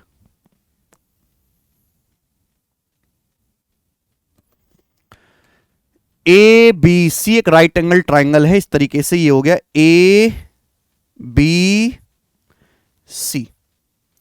साइड BC पर पॉइंट P इस प्रकार है कि BP और PC सेम है, तो आई कैन से दैट ये बीपी और पीसी मेरे दोस्तों बराबर हैं, यानी कि पी जो है बीसी का मिड पॉइंट है। A B 10 centimetre, A B की जो लंबाई है वो इज्जत से 10 सेंटीमीटर बोली गई है, बीएपी 45। तो यहां पे मिलाओ भाई बीएपी, ए से पी को मिलाना पड़ेगा। तो जब मिलाते हैं बीएपी को तो ये वाला जो एंगल बनता है बीएपी ये 45 डिग्री का बनता है, 45 डिग्री का। बहुत बढ़िया। सीएपी थीटा, सीएपी ये वाला जो एंगल है ये थीटा बन रहा है, थीटा। पहला सवाल है tan थीटा किसके बराबर है। देखो भाई साहब ये समकोण त्रिभुज तो है ही, ये एंगल तो 90 डिग्री हो बोला है, राइट एंगल एट बी। ये 90 है, 45 है, तो ये भी 45 डिग्री आएगा बेटा। आएगा कि नहीं आएगा? आप बोलोगे हाँ सर 90 45 45 ट्रायंगल बनता है, आप बोलोगे हाँ जी सर ये 45 45 दोनों भुजा दोनों कोण बराबर है तो भुजाएं बराबर होगी, ये 10 है तो ये भी 10 आएगा है भाई। और बीपी और पीसी बराबर है, ये 10 है तो ये पीसी भी 10 आएगा, कि सवाल में बोला है कि बीपी और पीसी बराबर है, 10 10 हो गया। आपसे पूछा tan थीटा बताओ, tan थीटा कैसे आएगा? थीटा ये एंगल है, थीटा मेरे प्यारे भाई यहां पर CAP है थीटा। बढ़िया लग रहा है भाई सवाल तो। कैसे होगा tan थीटा? अगर पूरा थीटा होता तो जल्दी से आ जाता। एक काम कर सकते हैं कि भैया हमें थीटा तो नहीं मिल रहा, तो पूरा एंगल कितना है? ये पूरा एंगल कितना है? 45 डिग्री प्लस थीटा है भाई, ये 45 डिग्री प्लस थीटा। इसके सामने मुझे लंब पता है, इससे सटा हुआ बेस पता है, तो मैं tan निकाल सकता हूं। क्या मैं tan 45 डिग्री प्लस थीटा निकाल सकता हूं मेरे प्यारे भाई? tan होता है लंब बटे आधार। ये पूरा एंगल मेरे प्यारे भाई कितना है? 45 डिग्री प्लस थीटा है। इस एंगल के सामने वाली भुजा कितनी है? 10 और 10 20। ये बेस कितना है? 10। तो tan 45 प्लस थीटा आ जाएगा मेरे दोस्तों लंब बटे आधार, 20 बटे 10 आ जाएगा, 20 बटे 10। इस एंगल के सामने पूरी भुजा 20 है, 10 है, 20 बटे 10 आपका 2 आ गया, 2। आप कहोगे सर लेकिन tan थीटा तो निकला ही नहीं, आपने tan 45 डिग्री प्लस थीटा निकाल दिया। बेटा निकल गया, यही तो इतना प्यारा सवाल बनाया ये। अब दिमाग चला। tan a प्लस बी नहीं जानते आप फॉर्मूला? कह भी रहा है बेटा, एग्जामिनर भी हिंट दे रहा है, ऐसे कर दे, ऐसे कर भाई। तो tan 45 प्लस थीटा जानते हैं, tan a plus B, tan alpha plus beta का फॉर्मूला दिया हुआ है, फॉर्मूला लगा दो। tan a plus tan b, tan 45 degree 1 plus tan theta upon 1 minus tan a tan b, tan 45 degree 1 into tan theta, और बराबर 2 आ गया मेरे प्यारे भाई। बताओ हो गया कि नहीं हो गया सॉल्व? केवल आपको क्रॉस मल्टीप्लाई करना है, क्रॉस मल्टीप्लाई करोगे 2 एकम 2, 2 और 1 का डिफरेंस 1 आएगा, ये माइनस का 2 tan थीटा और ये tan थीटा 3 tan थीटा हो जाएगा। तो tan थीटा की वैल्यू यहां से 1/3 आ जाएगी, और this is my answer, tan theta equal to 1/3। सवाल नंबर 36 का आंसर है ए ऑप्शन। है ना गजब का सवाल? ठीक है भाई, तो आपको बुद्धि लगानी पड़ेगी। आधे बच्चे इसलिए दम तोड़ देंगे इस सवाल में कि थीटा यहां कोने में दिया हुआ है। अब यहां पे मेरे दोस्तों ये तो कोई राइट एंगल नहीं बन रहा, ये प्रोसेस आपको करना पड़ेगा। मुश्किल नहीं है, बट जिन बच्चों ने एक बार कर रखा है किसी सवाल में ऐसा, वो ही सोच पाएंगे। ठीक है, अगला सवाल देखें। अब ये मैं हटा दे रहा हूं मेरे प्यारे भाई, क्योंकि सवाल इस स्टेटमेंट पे 3 सवाल है ना, तो मैं यहीं पे लगा दे रहा हूं, फिर मुझे दोबारा चित्र बनाना पड़ेगा। 37वां 37 नंबर इसी स्टेटमेंट पे सवाल है, यदि एंगल ACP गामा, तो tan गामा किसके बराबर है? ACP कौन सा हुआ भाई? ACP यानी कि ये वाला एंगल गामा, ये वाला एंगल गामा है। आपसे पूछा tan गामा, मुझे लगता है ये अब तक का सबसे आसान सवाल हो गया फिर तो। बट tan गामा निकालना दुनिया में सबसे आसान काम है। क्यों? बड़े वाले समकोण त्रिभुज को देखो, ABC को, ये बड़े वाले समकोण त्रिभुज का ही तो कोण है, ABC का ही तो कोण है गामा। tan क्या होता है? परपेंडिकुलर बटा बेस। इस एंगल गामा के लिए सामने वाली साइड लंब है 10, और बेस कितना है? आधा। 10 और 10 20 हो गया, यानी कि tan गामा आ गया जी 1/2। ये आंसर हो गया पहला ही ऑप्शन 1/2। ये आसान है मेरे प्यारे भाई, क्लियर है? एक्चुअली पहले सवाल को देख के बच्चा दूसरा भी नहीं करेगा, इसलिए उसने सवाल डाल दिया ऐसे। नेक्स्ट एक और है इसी स्टेटमेंट पे सवाल, वो भी कर लेते हैं। ये था 37वां, हम लोग लेंगे यहां पे अब इस पर सवाल नंबर 38। दिख रहा है क्या जी? Consider the following. 38वां आ गया मेरे प्यारे भाई। The line segment AP divides the area of triangle into two equal parts. ये जो लाइन एपी है, एपी, ये ट्राइंगल एबीसी को दो इक्वल पार्ट्स में डिवाइड करती है। इनमें सही गलत बताना है। क्या ऐसा है? हां जी बिल्कुल है, पहला ऑप्शन एकदम सही है। आप कहोगे सर कैसे? ये जो लाइन एपी है ना मेरे भाई, ये जो लाइन एपी आपको बताया गया है सवाल में, ये साइड बीसी का मिड पॉइंट है पी, यानी कि लाइन एपी माध्यिका है। और आपको पता होना चाहिए, अगर किसी भी ट्राइंगल में हम मीडियन खींचते, माध्यिका, माध्यिका मतलब वर्टेक्स से अपोजिट साइड के मिड पॉइंट को मिलाने वाली लाइन, तो मीडियन साइड को 1:1 के रेशियो में डिवाइड करती है, तो एरिया भी आधा आधा डिवाइड होता है। अगर इस ट्राइंगल का एरिया ए है, इस ट्राइंगल का एरिया ए होगा। मीडियन हमेशा ट्राइंगल को दो इक्वल एरिया में डिवाइड करती है। इफ बीपी और पीसी बराबर है तो एपी मीडियन होगी, तो ट्राइंगल एबीपी और ट्राइंगल सीएपी दोनों का एरिया बराबर होगा। पहला स्टेटमेंट सही है। अगला, the perimeter of triangle APC is more than 46।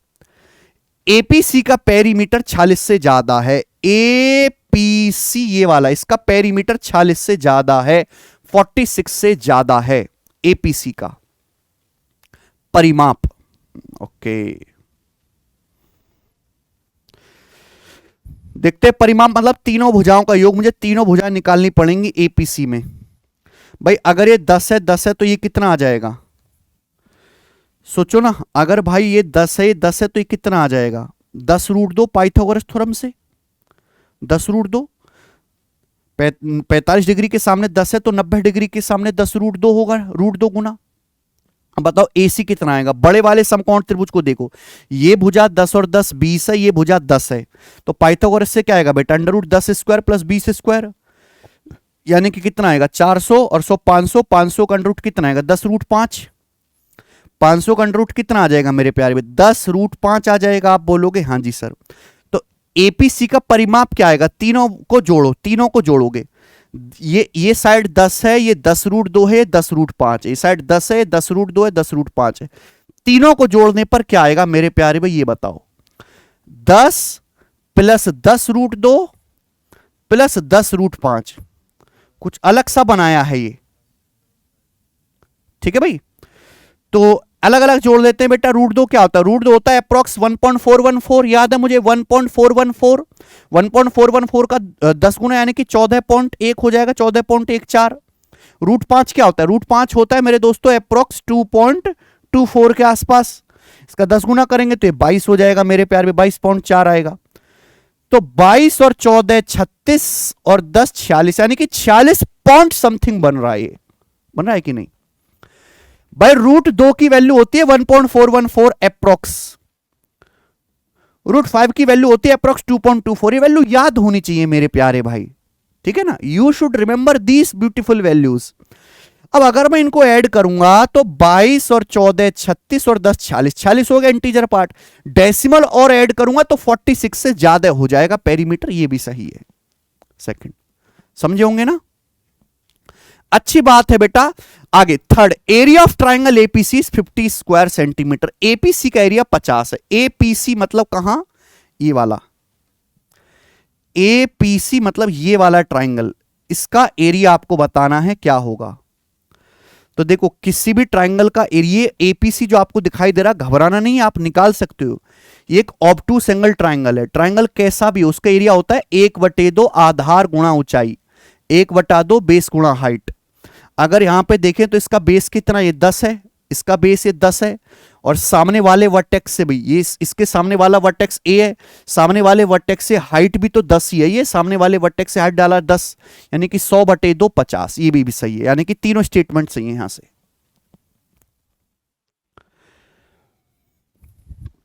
Base 10, height 10, ठीक है मेरे प्यारे भाई। ऑब्टूस एंगल ट्राइंगल में एरिया कैसे निकालते हैं? अगर ये बेस मानते हैं तो सामने वाले वर्टेक्स से परपेंडिकुलर डालते हैं, आगे बढ़ा के ये हाइट एच होती है, 1/2 आधार गुणा ऊंचाई। तो ये भी 50 है। तीनों स्टेटमेंट सही है। तो फर्स्ट, सेकंड और थर्ड इसका आंसर आना चाहिए। अच्छा सवाल है ये, आपको समय लगे करने में, मुश्किल नहीं है भाई, मुश्किल नहीं है सवाल। आइए आगे आएंगे अब सवाल नंबर 39 की तरफ। यहां पर भी एक स्टेटमेंट पे 3 सवाल बनाए गए हैं। अगले 3 आइटम्स पर विचार करें बेटा। तुम्हारे नसीब में इन्हीं आइटम्स पे विचार करना है, औरों पे नहीं है भाई, ठीक है, करो विचार। माना mn एक वृत्त की 16 सेंटीमीटर लंबी जीवा है जिसका केंद्र O और त्रिज्या 10 है। m और n स्पर्श रेखाएं बिंदु P पर प्रतिच्छेद करती हैं। देखो आपको चित्र बनाना पड़ेगा पहले, बिना चित्र के नहीं समझ आ रहा कि क्या कहना चाह रहा है। ये डायग्राम तो बनाना पड़ेगा कि एक सर्कल है और mn सर्कल की 16 सेंटीमीटर लंबी जीवा है, सर्कल का सेंटर O है, तो इस सर्कल का मैंने सेंटर बना लिया जी O। ये वृत्त का केंद्र हो गया O। m और n पर टेंजेंट P पर काटती है, तो भैया ये मैंने एक टेंजेंट ले ली सर्कल की, ये सॉरी ये मैंने mn क्या है, कॉर्ड है ना, कॉर्ड, इस तरीके से ले लेते हैं कॉर्ड mn। ये मेरे दोस्तों सर्कल की कॉर्ड है mn और इस m और n पे टेंजेंट है जो P पर काटती है, तो ये हमने m पे टेंजेंट खींची है और ये हमने n पे टेंजेंट खींची है और ये एक दूसरे को मेरे दोस्तों यहां काट रही, यहां पर, ये इसको मैंने नाम दे दिया, ये पॉइंट P है, ये पॉइंट जो है आपका P है, P। ठीक है ना, ये बात समझ में आ गई। सर्कल की रेडियस 10 है। इसके अलावा OP जो है MN को Q पर परपेंडिकुलर रूप से प्रतिच्छेद करती है। हमने OP को मिलाया, तो ये जो लाइन OP है ये MN को यहां Q पर काटती है परपेंडिकुलर 90 डिग्री पर मेरे दोस्तों। अगर ये बात ना भी बोलता तो भी आप समझ जाते कि ये हमेशा परपेंडिकुलर पर ही बाइसेक्ट करती हैं। क्लियर है? आप बोलोगे हाँ जी सर, और तो कुछ नहीं दिया। OQ की लंबाई किसके बराबर है? OQ आपसे पूछा है। नाउ लिसन केयरफुली भाई, लिसन। MN की लंबाई 16 सेंटीमीटर है, ये सर्कल का सेंटर है। अगर सेंटर से किसी कॉर्ड पे परपेंडिकुलर डालते हैं जीवा पर तो बाइसेक्ट करता है। MN की लंबाई 16 है, तो ये आधा हो जाएगा 8 ये MQ और NQ आधा हो जाएगा 8 मेरे प्यारे भाई। सर्कल की जो है रेडियस 10 सेंटीमीटर है, तो मैं यहां से मिला दूं, ये सर्कल की रेडियस है 10 सेंटीमीटर, तो ये सर्कल की रेडियस है 10। ये मेरे प्यारे भाई 90 डिग्री का कोण बन गया। मेरा सवाल पहला आ गया, 90 के सामने 10 है या 8 है, तो कितना बचा? 6। OQ की लंबाई 6 बच के 6 सेंटीमीटर, बी ऑप्शन। 6 8 10 का ट्रिपलेट लग गए यहां पर, तो यानी कि इस सवाल का आंसर तो बी ऑप्शन हो गया। अब मैं अगला जो है यहीं पे लगा देता हूं, मुझे डायग्राम नहीं बनाना पड़ेगा। आइए, सवाल है आपके सामने 40। बताओ PM किसके बराबर है? इसी स्टेटमेंट पे है, सेम डायग्राम पे सॉल्व होगा। PM किसके बराबर है? PM मींस ये वाला, ये जो PM है ये किसके बराबर है? ये किसके बराबर है मेरे दोस्त? चलिए देखो, वैसे तो इस सवाल को करने के बहुत सारे तरीके हैं, पर बेस्ट है सिमिलरिटी। देखो यहां पे ये कोण 90 डिग्री का है, ये कोण 90 डिग्री का है, ये दोनों राइट एंगल दिखाई दे रहे हैं छोटे छोटे आजू बाजू में, ये दोनों राइट एंगल दिखाई दे रहे हैं।